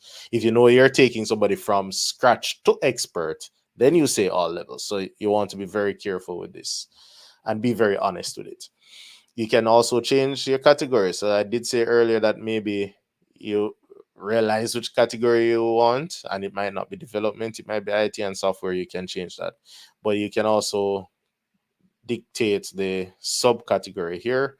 I can choose web development. Now, the primary topic taught in your course, these are like keywords. I would say like ASP.NET, ASP.NET Core. So this is also very important. You can do up to 4, right? So I can say entity framework. So this helps the course to rank in that marketplace tool and on the marketplace, right? So if somebody comes and types entity framework courses, then this course will definitely come up in the search results. Where in the search results is debatable, but it will, because I already associated that topic with the course. So this is a very important thing to bear in mind. And of course, you choose the primary. So if you have multiple, up to 4, you can choose which one is the foremost one for ranking and advertisement. Next, you can upload an image, right? So this image would be the thumbnail that you see here, and by extension when you're looking at the search results. So I mean, I don't make the best thumbnails, but you can always look at all the thumbnails that you see there and kind of deduce what's important. So the general guideline for a thumbnail is that you want the most relevant part of the thumbnail to be center, because on mobile devices they kind of trim the edges, so you want that to be center. So his own is very simple. He just has a cog. This has nothing to do with ASP.NET Core. I don't look at this and think ASP.NET Core, but it doesn't deter me from getting to the course, and it just might. So just like with YouTube, where you have all these days, keeping up with YouTube thumbnails is to me, that's a sport, right? The way I see people making thumbnails and all sorts of crazy thumbnails and putting all sorts of content in the one little thumbnail just to attract attention. And then what you'll see on Udemy is that they prefer simplicity, or the saturation isn't really there, right? So you want to consider that when you're creating your thumbnail. You want to make sure that whatever technology you're advertising is kind of visible, right? And some persons put their face. I've started to put my face on my thumbnails, and some persons don't. See, his one is very simple. He's the focal point, and to the corners, you see that he's doing .NET and API, right? So find something that works and work with it.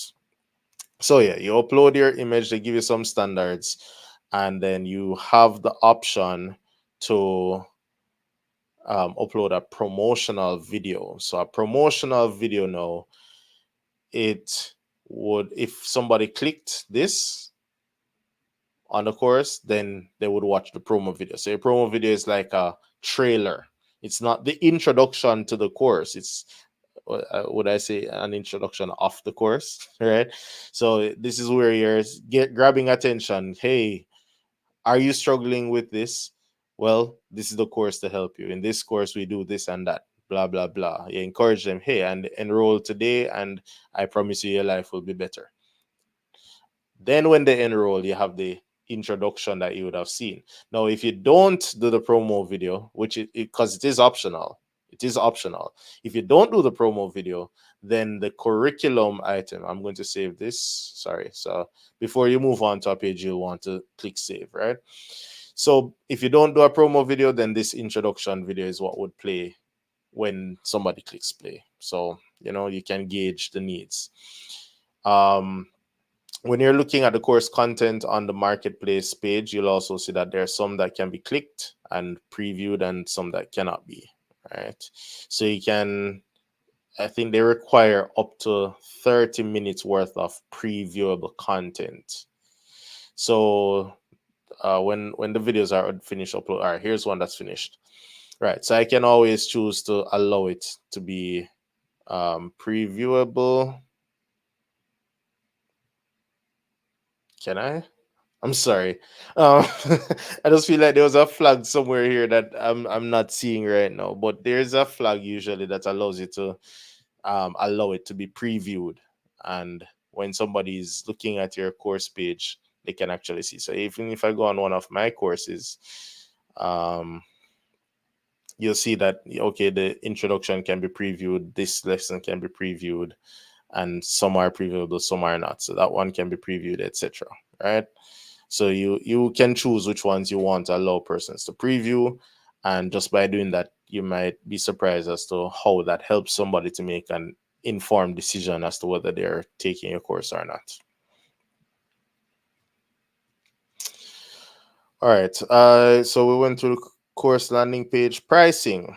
So pricing is probably the most interesting topic. They're saying complete premium. Okay, so sorry, they're telling me that I need to complete my profile before I can move on with certain things. That's fine. So set a price for your course. So you have from free to up to $199. Right? They do have a rule about changing between free. So you can't choose free if your course is more than 2 hours long. So you just can't choose it. It's not an option. Otherwise, You can make it free, you can make it any of these prices. If you make it a price and then publish and then change it to free, right? And I'll explain why some people do that. Then you change it back to a price, then you lose a lot of privileges that I don't think are worth losing.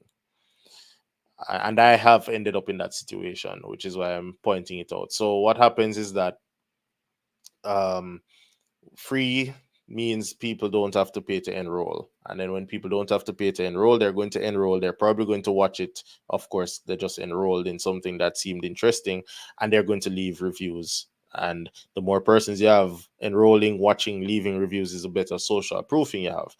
No, it's not really fair across the board where I have a topic on X and you have a topic on X, and then we both launch as paid courses, but you switch over to free so you can get an influx of students and social proofing, and then switch back to priced. And then if you look at the two in the marketplace, fewer persons bought my course than free persons enrolled in your course, but you have more reviews because you have more people. It's not fair. So they don't really like penalize you directly. They kind of take away a lot of privileges, a lot of promotional tools that they give you, you know, have limited access to. So all I'm saying is that just set a price and then price it fairly.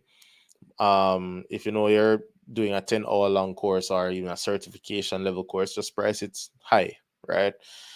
The fact is, and when we get to the revenue stuff, you'll understand that a bit more. Udemy more makes money off bulk economy than that actual like sales, because it is less likely for one person to buy your course for 200 US dollars. It's less likely than for 20 persons to buy your course at $10, right? So if you do the math, you still get $200. Yeah. Sorry. Yeah. So you still get $200. So my point is, Udemy has a promotional thing where they, yes, you price it one way, but they know the market. They know there are 62 million students and potential students coming in. So their students aren't going to be spending $200 on a course. So they're going to take the responsibility of pricing it in a way that they can actually market it to persons who they know will buy it for what they know they would buy it for. So you can always set the price, but just bear that in mind that the chances of you getting a sale at the price that you set, very slim. Promotions. So promotions, they give you access to the coupon tool. So firstly, you get access to a referral link. So when your course is published, you get a URL, a unique URL that will always lead to your course. And you also get this referral code. So if you copy this link, when you publish a course, if you're going to be sharing that link with somebody, hey, you know, here's my course on this. I'd love if you enroll, use the referral link. And when we're looking at revenue and stuff, I'll explain why, but use that referral link all the time. You also have the option of getting coupons. So outside of Udemy doing sales and their own marketing, you have the option to come in here and make up to 3 coupons per month. They can be free, or they can be specifically priced. Of course, a coupon means you're getting a discount. So when you do the specific price, you want to give a discount. So this is how you can give discounts to students. And that, like I said, that's a very important part of the Udemy process, because I'm sure your students are less likely to spend $200. If you have friends and family and and students who will spend that full money, go for it. Perfect. You're in the right company. But the bulk of the marketplace will not. So it's important for you to use up your coupons so you can maximize your sales alongside what Udemy is already doing for you.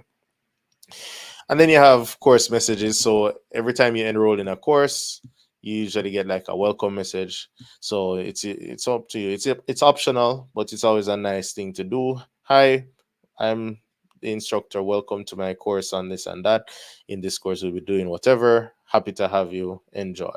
When they finish the course, congratulations message. Hey, you have completed this milestone in your life. I know that your life is now going to blossom into yada yada yada. Wax poetic. Let them know that, you know, the best is yet to come. Maybe as a next step, you can take this other course. You can sneak that in there. But the but the way that you can promote your courses is kind of limited. There are rules around it, so you don't want to make this sound like you're marketing more courses. But at least if you say nice things when I complete one course, I might come back and buy another, right? So that is really how this course creation portal works. Several steps, but to me, it's a very easy and powerful tool. And here, the other two videos have been uploaded. So, there they are, right? And then all of that adds up to 12 minutes of video content. When you would have finished all of this, then you can click submit for review. Now, if it's your first time, they're going to probably ask you to verify who you are. So they're going to ask for ID. They're going to ask you to make sure that, or to verify that the content being shared is yours. Legal reasons abound, obviously, and they want to make sure that you're not, a fraud. Once you pass all of that, if you are who you say you are, you should have no problem. Once you pass all of that, in 2 to 3 days, you are verified, and then the review usually takes up to 72 hours.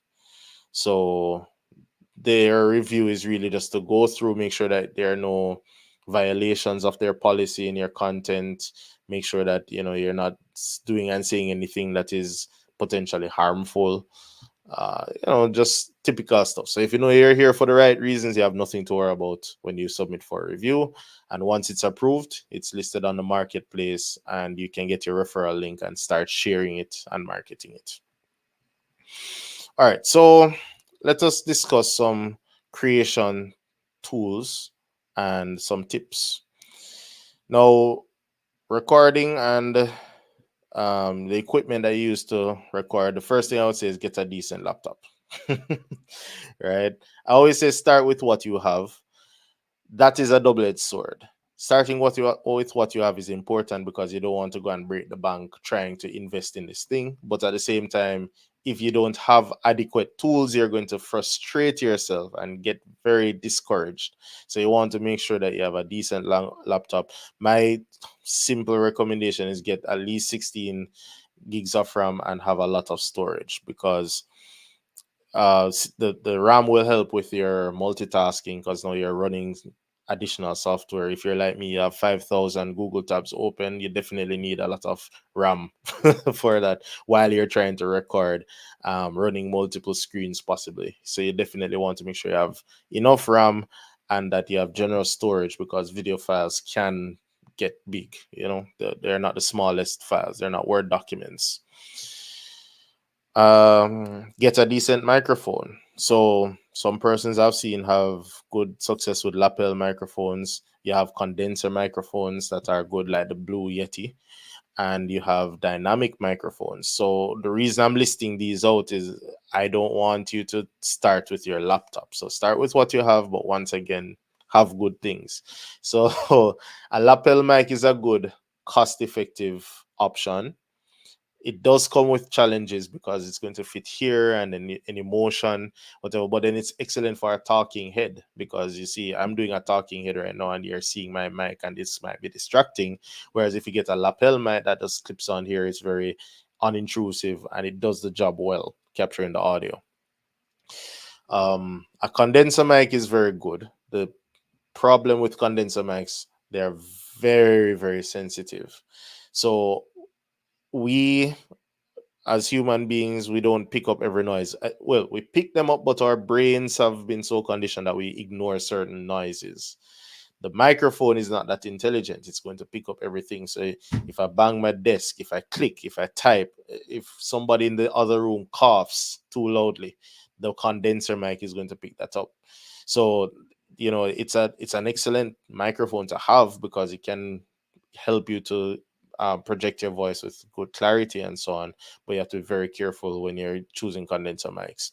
Dynamic microphones, now, this is a dynamic microphone, and this usually requires a bit more setup, because you can see here, this is not a USB cable. So the Blue Yeti is USB. You get that, plug it into your laptop, you hear the little chime, and then you just start recording. You just start using the mic. This one requires what we call an interface or like an amplifier. So I had to buy another component to then use it. But the good thing about a dynamic microphone is it's unidirectional. So it's picking up most of the sounds that it's directly in front of as opposed to around. So if somebody in the next room coughs, this mic is not going to pick it up unless it's pointed in that direction.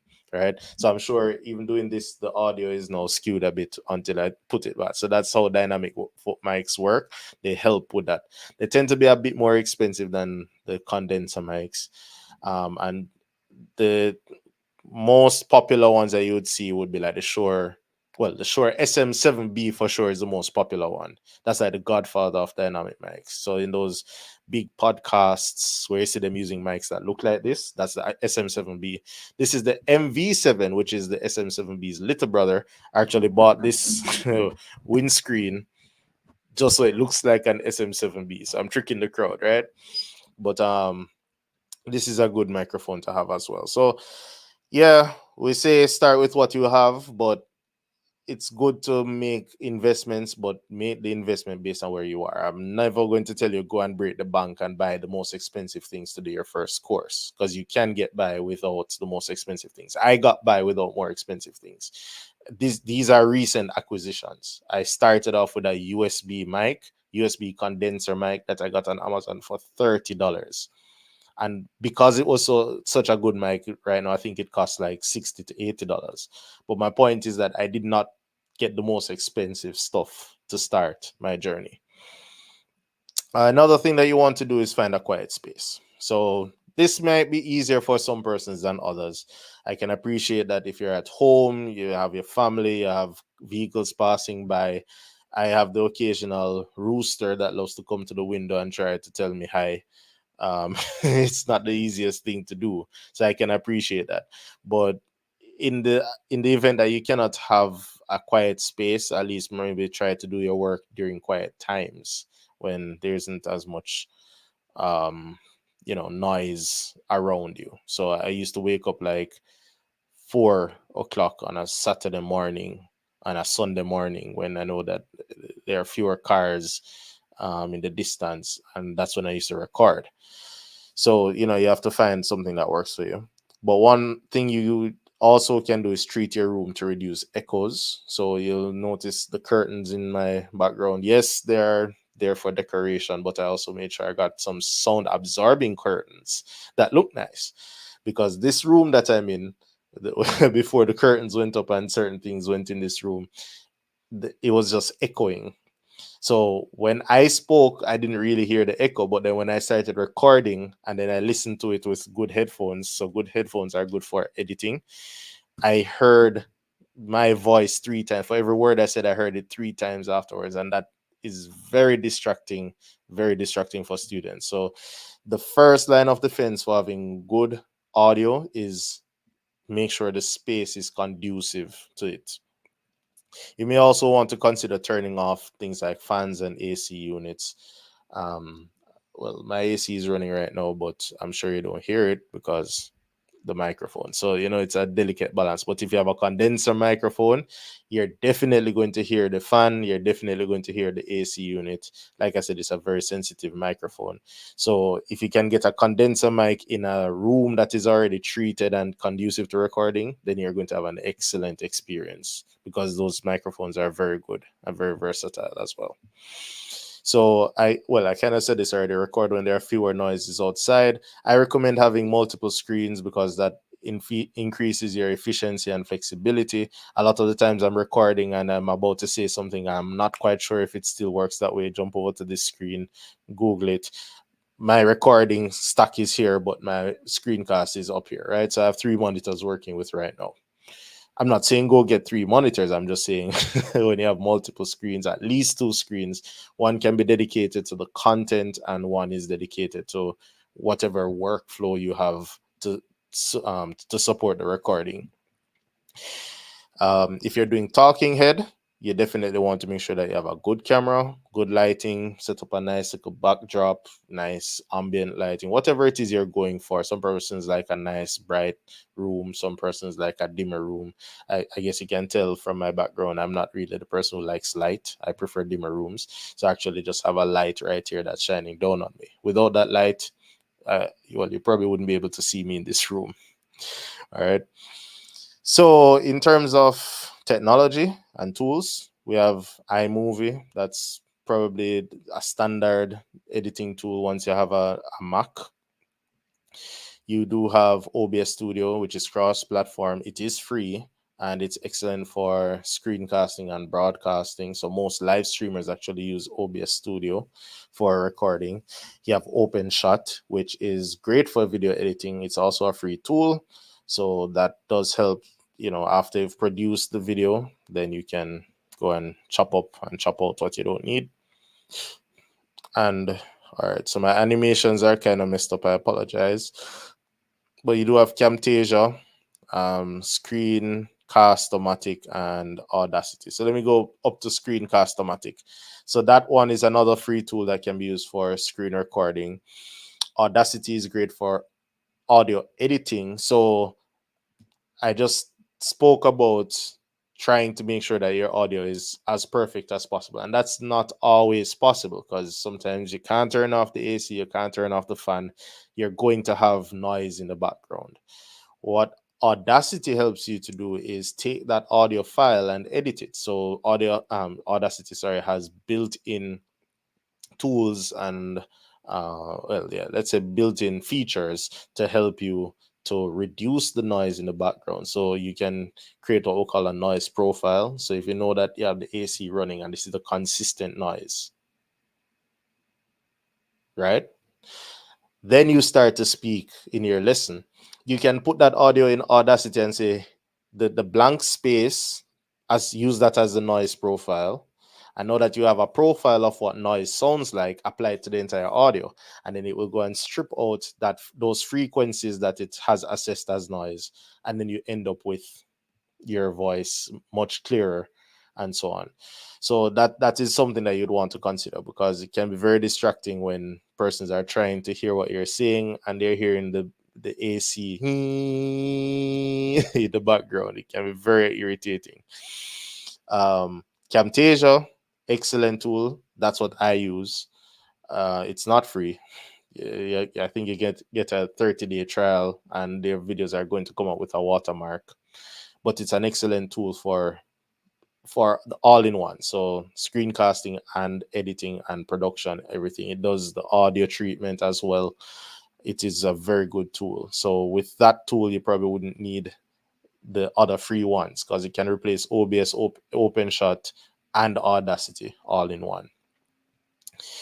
And then Descript is another great tool. I've used it before. It does screen recording, but its strength really lies in its ability to transcribe what you're saying. So as I'm speaking, I'm sure whatever platform you're on is generating closed captions. So Descript actually does that. When you're recording, it generates the transcript of what you're saying. And if I say something wrong or I want to take out a part of the video, it's literally I just have to edit the transcript and it will automatically edit the video. So it makes video editing very easy because video editing is now as difficult as editing the document that supports the video. So if you're not so technical and you can't bother with I want to go learn video editing and to splice and delete and so on, Descript is an excellent tool to just help you to kind of move past those little things. It's not best suited for every type of video though. So once again, based on the type of video you're doing, you may use one tool and not the other. But Descript is a good way to start, or Camtasia. And if you have a Mac, use your iMovie. And if you really don't have the budget, then you do have some free options. So, work with what works for you. Then you have some picture and video resources. So along the way, you may need graphics. You do have websites where you can go and get free premium pictures, icons. Canva you can use to manipulate documents. So you can use Canva to generate like your PowerPoint slides, dynamic, nice PowerPoint slides. set up beautiful photos. I use it for thumbnails, stuff like that. So use them up. You have Inkscape and GIMP, both of which help with video manipulation. So I'm just going to give you guys a preview of my setup. So this is my setup, right? So I am sitting where you see that book, and that's my camera right there that I'm looking into right now. So my setup, I have a Shure MV7. I have a Focusrite 2i2, so that's the amplifier that I plug the mic into. My laptop is a MSI GE63 Raider, which is a gaming laptop, and I chose a gaming laptop because if it's powerful enough to play games, then it's powerful enough to meet my productivity needs. So you don't have to start with a gaming laptop. I did not start off with a gaming laptop. But as I got better at this, as I realized that this is something I really wanted to do more and more and invest in, and my needs grew, I got a new laptop. All right. So bear that in mind. I have a 32-inch Samsung monitor, and well, I have a tiny portable monitor that I don't mention here, and the webcam is a GoPro 8. And then for software, I use Camtasia for screen capture and editing, and I use Reaper plus replugs plus VB audio cable. So what I figured out along the way was, like, in post production, after I've recorded the video, I realized that it was very time consuming to try and backpedal and try and clean up the audio, and that process is not always as glorious as it sounds, because sometimes there are frequencies in the noise that are also in your voice, and then by the time the noise cancellation happens, your voice sounds compromised. The quality of your voice is not there anymore. So that is one of the risks that you might run post production. So what I developed, or I have set up, is I route my mic audio through the software Reaper, and then I have what we call VSTs. So any musicians here would understand what a VST is. It's just like a virtual instrument kind of thing, or virtual processing application, that so it sits on the channel that the microphone is on, and those VSTs already assessed my noise profile for this room. So the AC is running right now. It assessed that the AC is running, my laptop fan is running, I might bang the desk. It assessed all of that, and then it's stripping out those frequencies beforehand, so that, and then it's going to output it now to this audio cable, which is a virtual cable. So it doesn't really exist. It's just a software on my computer that's now receiving the audio. All of this to say, by the time I speak, my voice gets processed on my computer and then it's output to Camtasia, and it's clean. So that eliminated the need for me to go and clean up my audio after the fact, right? So, and I have a video on YouTube showing that process. So if you want, you can go and check it out. Clean up your audio, I think, is the name. I don't remember the name of of the video, but I do have it on YouTube. So if you want, you can do that. Reaper is relatively cheap, and the replugs and the VB audio cable are free. So for a very low budget, you can get very nice audio almost regardless of your actual environment. All right, let's move on a bit.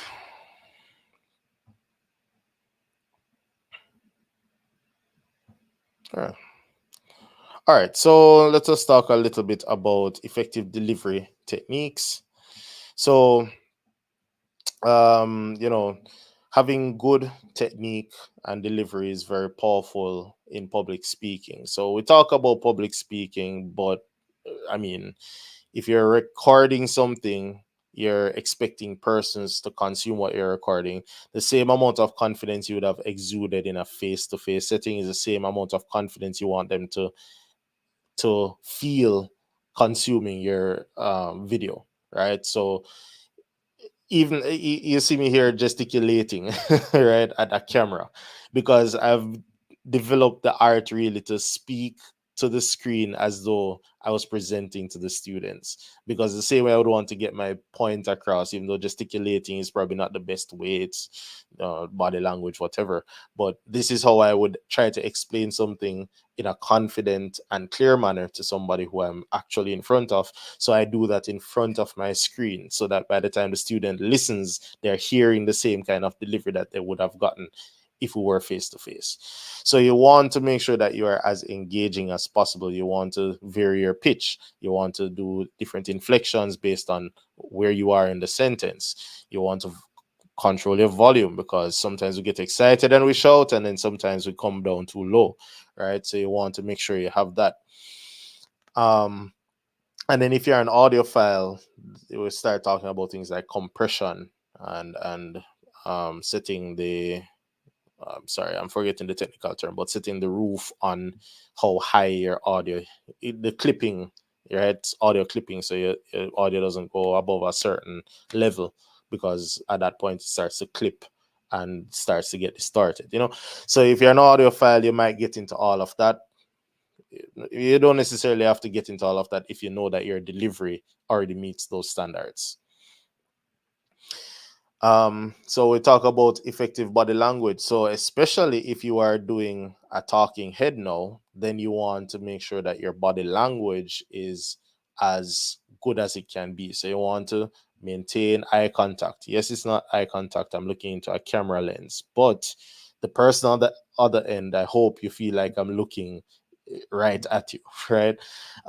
Purposeful gestures. So I'm doing a lot of purposeless gestures right now, but in another setting, in a talking head, and maybe somebody who is more suited to delivering that kind of content, you know when to extend your hand when making a point. You know how to turn and how to, you know, having good posture. You would want to sit upright, not slouch back, right? Stuff like that. So you want to be very mindful of these things, because when we're making videos, it can be easy to forget that there's still a human on the other end. So always bear that in mind. All right, so let us move on to launching a course. So, things to consider when launching a course. Do a soft launch. So, like I said, after you have finished setting up the course, you submitted for review, and you got through, it's now live. What do I do? So, soft launch, right? It's on the marketplace alongside 200,000 other courses. So, now it's your opportunity to get people to see your course. Soft launch means that I'm going to find persons who I know and probably have their best intentions for me, because I already got their feedback, right? So this is not necessarily a, hey, watch this course and tell me how it feels. This is more like a, hey, I took your feedback, made a course. Now, please enroll, please support, etc. Friends and family, you don't always have to sell it to them, because you do have access to free coupons. So you can create a few free coupons. That can't hurt, right? I mean, you're already trying to market it to 62 million people. What's 100 free coupons to your friends and family who are about to help you, right? So you can generate a coupon for like 100 free admissions, share it with your immediate community, people who mean you well, people who you know will watch the course, and by extension give you good reviews as early as possible, social proofing. All right, so the fact is that you have this course that you're soft launching, you're getting early reviews from persons close to you, but it's on a public marketplace, which means that if I stumble upon your course and buy it, I am going to buy it without any bias. The only bias is that I spent my money and I'm expecting value. So when I leave feedback, it's going to be very honest feedback, possibly bad feedback. That's just a reality that we have to deal with. And I would suggest that you fix the issues as early as possible. So as early as somebody points something out to you, you try to fix it. And that's why I said try to keep your lessons as succinct and modular as possible. Because maybe you made a mistake. Maybe the slide presentation in one of your videos was wrong. Maybe you said the wrong thing. That happens. When it's pointed out, you just have to swap out the content as early as possible so the next person doesn't see the error. You also want to use the promotional tools. So you want to use all promo emails and coupons. So like I said, you have 3 coupons per month, and you choose the type of coupon, whether it's the best price or free. And you can also send 2 promo emails per month. So a promo email means that in the Udemy platform, let me see if I can bring that up. I probably can't because this account has no published courses. Announcements. Yeah. So I have no courses yet, so I can't make any announcements. But from here, inside of this portal, I can choose to send an educational email where I can probably link to, like, hey, I made a YouTube video on this particular topic. Here's a free video for you guys to watch, and or here's a blog article that you can read on this topic. The promo videos, though, the promo emails, sorry, are emails that allow you now to say, here are all my courses, here are coupons for my courses, right? So now you get to send that to your existing students, and you get to cross sell. So if somebody enrolled in one of my 28 courses, that is now a potential other 27 purchases for me, because then when I'm sending out the promo email, I'm saying, here are coupons to the other 27 courses. Students might end up loving the one course so much that they buy with the other courses from that promo email. So those are things to consider as well. And I'm trying to wrap up because I'm aware of the time.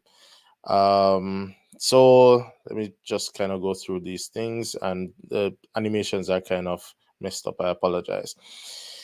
So here, typical you need to do the verifications. I mentioned that before. So you may have to provide some identity documents, provide confirmation that you own the rights to the content, give information regarding your residence and your identification. Based on where you are, that may vary. And the information is confidential. It takes up to 3 days, maybe. So we kind of discussed that already. So in terms of marketing your course, use up your promotional tools like the coupon. Oh, I feel like this is repeating. Sorry about that. So yeah, we discussed the promo tools and the coupons. Also, if you have a community, you have a Facebook page, you have people a good following on LinkedIn, you have an email list, make sure that you're marketing your stuff to those persons as well. You want to advertise on other platforms. So if you have a blog, make reference to the course. If you have YouTube, put previews on YouTube suggesting that, hey, here's a full course on the platform. And of course, establishing yourself as a subject matter expert, and a good place for that would be like LinkedIn, where persons see your profile and see that you make posts that are relevant to what you say you can do. That helps to build your brand and helps to build confidence in the um, content you're delivering. And then I did mention before, you'd want to opt into the promotions program where Udemy would, at their own discretion, market your course and manage the pricing, because they're going to reach people that you can't reach. So they have access to the 62 million students. I only have 400,000, right? So why not let Udemy do their thing as well? So in terms of fees and revenue split, there's no fee to host and create and publish a course on Udemy, whether it's free or paid. You can do that at no direct cost to you, between you and Udemy. And then revenue shares are made on the net amount. So if a student buys something and they have to pay tax, whatever is the tax-free amount, that's where you get your revenue split from. Sometimes you have to pay 30%, or 30% is taken from every purchase made through the app store or through the app, the mobile app. So you would get less money from that kind of sale than you would from a website, stuff like that. So instructors receive 37% of the revenue for any sale where there was no instructor involvement. So when Udemy takes my course and sends to 62 million people and 20 of them buy it, I'm getting 30% of those 30 persons, right? Or somebody just goes on Udemy, sees my course, buys it. I had no involvement in that. I get 37%.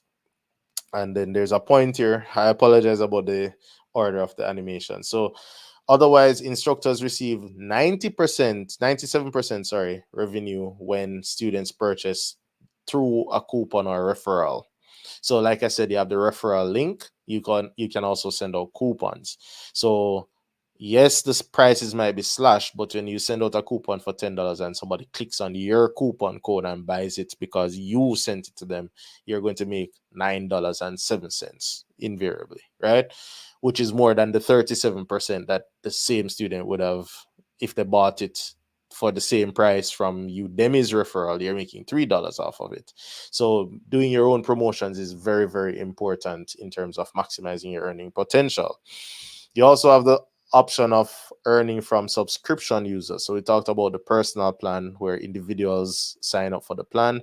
If somebody signed up for the plan because they clicked on my course, then I get a little money for that. But when they're watching my course while they're paying subscription, I get royalties from that. Also, Udemy business customers, when they watch your course, because it's now in the business program, you're getting automatic revenue from that as well. So you have the marketplace where you can make money. And then when persons on the subscriptions are watching your courses, you're also making money. In terms of payment options, you have the option of doing a direct deposit. So that's only available in the US. You have PayPal, which you know is easy to set up and it's internationally accepted. But if you're in certain countries, it can be difficult to get your money. We also have Payoneer, which is an internationally friendly solution, and it supports direct bank transfer to a lot of countries. I shouldn't have said most, several countries. I know a large viewer base is in Jamaica. Yes, Jamaica is supported.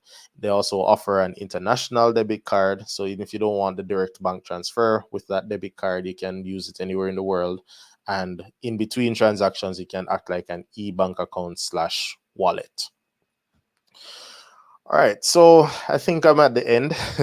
So let me just wrap this up. So some final tips and takeaways when you're developing your course. Of course, I know that it is a very I'm trying to make sure I express how you might feel when you think about developing a course, when you think about putting yourself out there as somebody who's an expert on this topic, right? There are several things that can shroud your judgment. You might develop imposter syndrome. Do I really know this stuff as well as I think I do?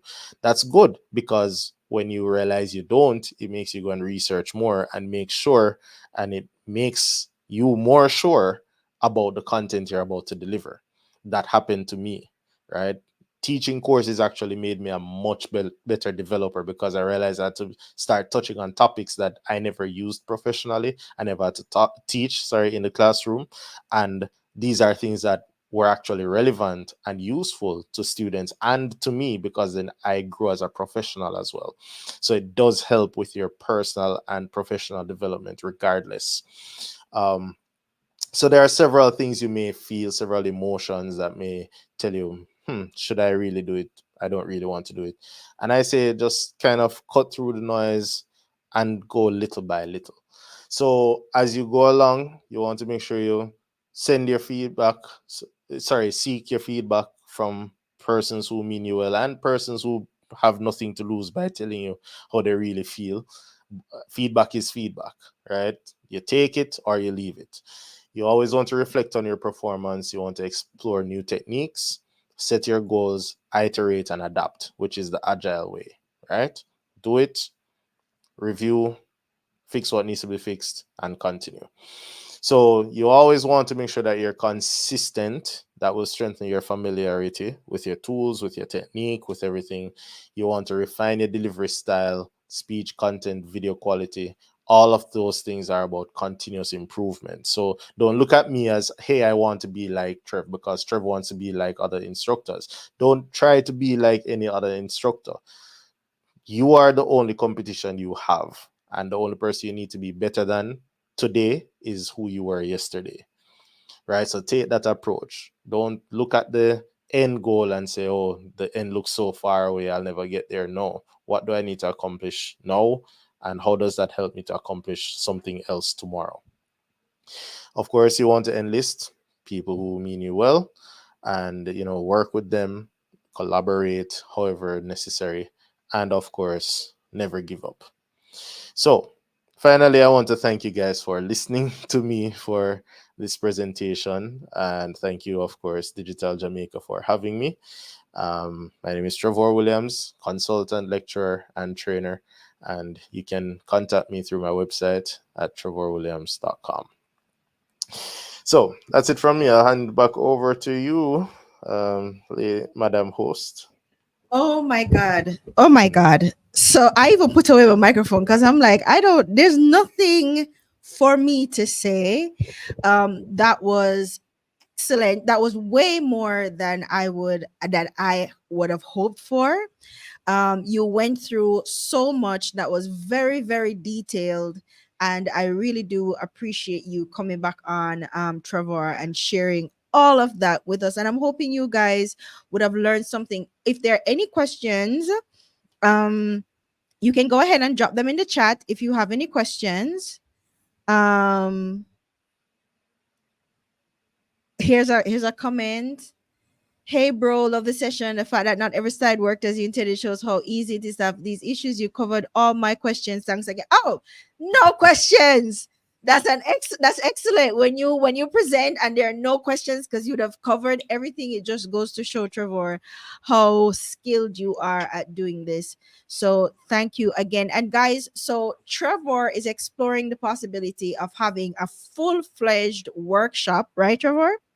Yes. On how to launch an online course. And as he said earlier, it's not just Udemy, although Udemy is his platform of choice, but it's not just Udemy, it's any other online platform, because everything he said in this 2 hour presentation, I don't know if you know you were talking for 2 hours, No, Trevor. I was having too much fun. This 2 hour presentation, everything he said here is generally applicable if you are looking to launch your course online. So you're a teacher, you're some kind of professional with years of experience, training, skills, knowledge that you have accrued. You can productize that. And by productize that, I mean take that and turn that into courses, because people always want to know things. There are people coming up behind you who wants to get to where you are and know what you know, and you can help them by providing these courses. So yes, it's a really good hustle. It's a really good way to make money, but also self-learning is a thing that is happening more and more. We're going to see self-learning expand more and more as technology evolves, right? And so Yes. people are actively, and Trevor, you can attest to this, people are actively going out and looking for ways to improve themselves, improve their knowledge. I see Clover was on here earlier saying that Udemy has been her go-to platform for knowledge on subject areas, right? So we in Jamaica, we are already, doing that self-learning where we're going out and we're looking for the information, and because sometimes it's not available here. And so you are really providing a great service to people who want the knowledge, right? So Trevor, as I said, is looking to turn this session into a more in-depth training. I'm going to drop the link in the chat, right? And it's going to be in the description on YouTube, and I'm going to make sure that it is linked on LinkedIn as well. If you're interested in a more in-depth workshop, even more step-by-step kind of hand-holding kind of thing, getting you set up with your tools and your equipment and all of that kind of stuff, then fill out the form. And if enough of you are interested, then you're gonna go ahead and do it, right, Trevor? Yes, I agree. Yeah.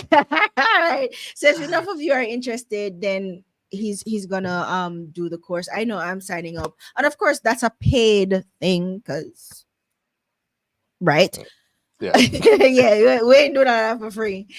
So again, I want to thank you. If there are any questions, you can drop them in the chat now. But I want to thank you, Trevor, for an excellent presentation. There are a lot of stuff. I'm like, I didn't think of that. I didn't think of that. I didn't think of that one. I didn't think of that one. And I didn't know that the Udemy platform was so intuitive for users and instructors. They seem to really go in depth as Yes. to, giving you all the tools you need to really ensure that you're as successful as possible. Teach It Your Way says excellent resource for lifelong learners. This was a great way to upskill, great message husband. Okay. Um, Dwayne said, great presentation. I have done a few courses on Udemy and love the platform. I've seen persons start on Udemy and then move away to hosting the course on their own website. Oh, okay. What would you say might be some of the reasons that decision was made based on your experience with the platform? What would be some of the reasons, um, Trevor, why somebody would then, apart from the fact that they're Away. making a ton of money and going, hold on, I don't split this with nobody, and they set up their own thing. But what in your experience, what were some of those reasons? Yeah, well, I have seen instructors just overall complain about the platform. So, like I said, it's not a one size fits all. Sometimes some content is going to sell more than some of the 62 million users. Some persons want more content or content in certain areas more than they want others. Another thing is that I don't really have control over the price. So, like I showed you, you can set the price as up to $200, but really and truly, Udemy is going to sell it for what they have to, how they have to sell it in order to generate revenue. So the point there is some instructors grow frustrated by that dynamic and the lack of control, and then they realize that, okay, if I have a following, I can create my own website, I can host my own courses, price my courses how I need to price my courses to feel like I am selling it for the amount of money that it's worth. And then they handle their marketing. So there are several top instructors, persons who I learned from who are not on Udemy at all. They have their own websites and they have absolute control. They can sell their ASP.NET Core course for $1,000 because that's what it's really worth, as opposed to putting it on Udemy and then it's worth 1,000, but Udemy is selling it for $10. So those are some of the reasons that persons tend to move away, not only from Udemy, from other platforms and create their own space and handle their own thing.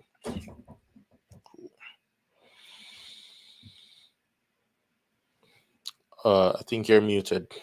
Yeah, Yep, sorry. yeah, yeah. So yeah, again, it's really, people grow and they expand off a platform as well. And sometimes you start with one platform and realize that it may not work for you as well as you wanted it to.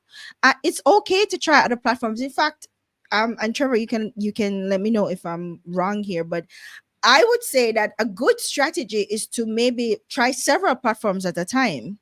I don't know if this is something you would recommend, but maybe beyond, maybe the same program split on a Skillshare or Udemy, or to see where you're getting the most traffic from, and that can help you to decide where to direct your energy. What do you think about that strategy? That is a good strategy to a certain extent. Because I had that strategy when I was just starting out.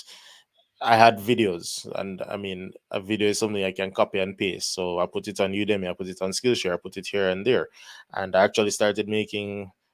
Let's say I started making $100 on Skillshare, $100 a month on Skillshare, while I was making $50 a month on Udemy, right? From Mhm. the same set of From the courses. same So right program, there, I would yeah. have thought, oh, Skillshare is a superior one. So that is food for thought. The thing to consider A though sense of is, but. yeah, the thing to consider, and I'm just saying that relative to Udemy's policy now. Udemy itself, the possibility for inclusion in the business plan is limited by exclusivity. So, in other words, that same ASP.NET Core course that I'm here simulating, if I create it, I am creating it hoping, most instructors nowadays know that the business plan is there. You're hoping that you get included in the business plan Mhm. because you have companies like Time Magazine and McLaren watching your courses, right? Mhm. And that's more revenue. Yeah, Okay. they have a really good suite of companies subscribed, right? So Okay. getting into the Udemy business program is a, I'm going to use Gen Z terminology, is a flex, right? But if your course is listed multiple places, and worse if it's free, you wouldn't want to have it for sale on Udemy and free on YouTube. You definitely don't want to do that, right? But if it's multiple places, now you're limiting your earning potential on Udemy. But that's a business decision you have to make, because you could say, well, the chances of getting into the business plan are slim, but I'm making enough money from this other platform with the same content, so I'll hedge my Yeah. bets and just keep it both Yeah. places. That's up to you. That's up to you. But Yeah. it's definitely something to consider, because I mean, if how much money are you making for the program? If you can make that elsewhere and still have your programs on a different platforms and it works out anyway. Hey, I'm usually a little bit wary of platforms that want to lock you into any kind of exclusivity. But if the benefits are nice, the benefits are nice. You know, yeah, you know I what I mean, mean? as somebody, I have about, sorry, I have about 8 courses in the business program, Mhm. and I cannot complain.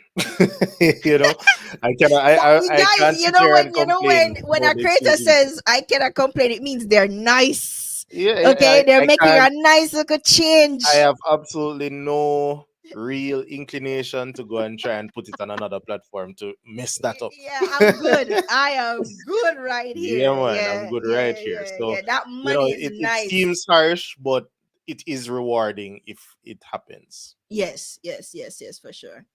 All right, guys. So I'm not gonna keep y'all any longer. This was an excellent session. I think I want to have more of these kind of tutorial sessions in the Mhm. Digital Jamaica Live, because this was a special edition. Because persons were asking after that first show we did, and guys, you can go back and watch that first show we did. It's on our YouTube channel. Subscribe while you're there. Turn on the notification bell, all that kind of stuff. We had a great discussion about getting started, and how he's making money on the platform. And no, Trevor don't want to tell us exactly how much money he makes, and I'll never put him in that position to tell us exactly how much money he makes. Yeah, But it's decent. It's a decent living, right, Trevor? yeah, it is. It has been rewarding. I It must say has that it it has it been has been rewarded. encouraging enough that I continue to come back. Yes, Right, there and I you wear go. the shirt proudly. Yeah, there you go, there you go. So it has been rewarding, as he says, and it's a good way to create, and a legitimate, I keep harping on the legitimate part, because there's a lot of people online telling you about making money, but one of the more, or the most legitimate ways to make money online is by selling something, right? Yeah, And selling courses is very legitimate, especially if you're doing it on very well established platforms that already have a good reputation, and that already has a massive audience, like a Udemy, like a Skillshare. There are multiple others. It's a good place to get started, get your feet wet, build your own skills as well, and deliver value to an audience. Thank you guys so much for tuning in to another Digital Jamaica Live. We're happy to have you here. There are a ton of videos on our YouTube channel that are just as informative as this one, that you can go and check out. You'll have a field day over there. We have a ton of really great content on the channel for you, and more coming as well. If you missed that Amazon session that we had with Barrington McIntosh, that one is going to be live on the channel next week. He too gave us a step-by-step walkthrough on how to get started as an Amazon reseller, and that was a private session, but it was excellent. And now I am sharing it with you, the public. So make sure you're subscribed and you turn on the notification bell so you can know when that has been posted. And again, guys, thank you so much. Have an excellent week next week, and I will see you on the next Digital Jamaica Live. all Bye. right, take care, everyone.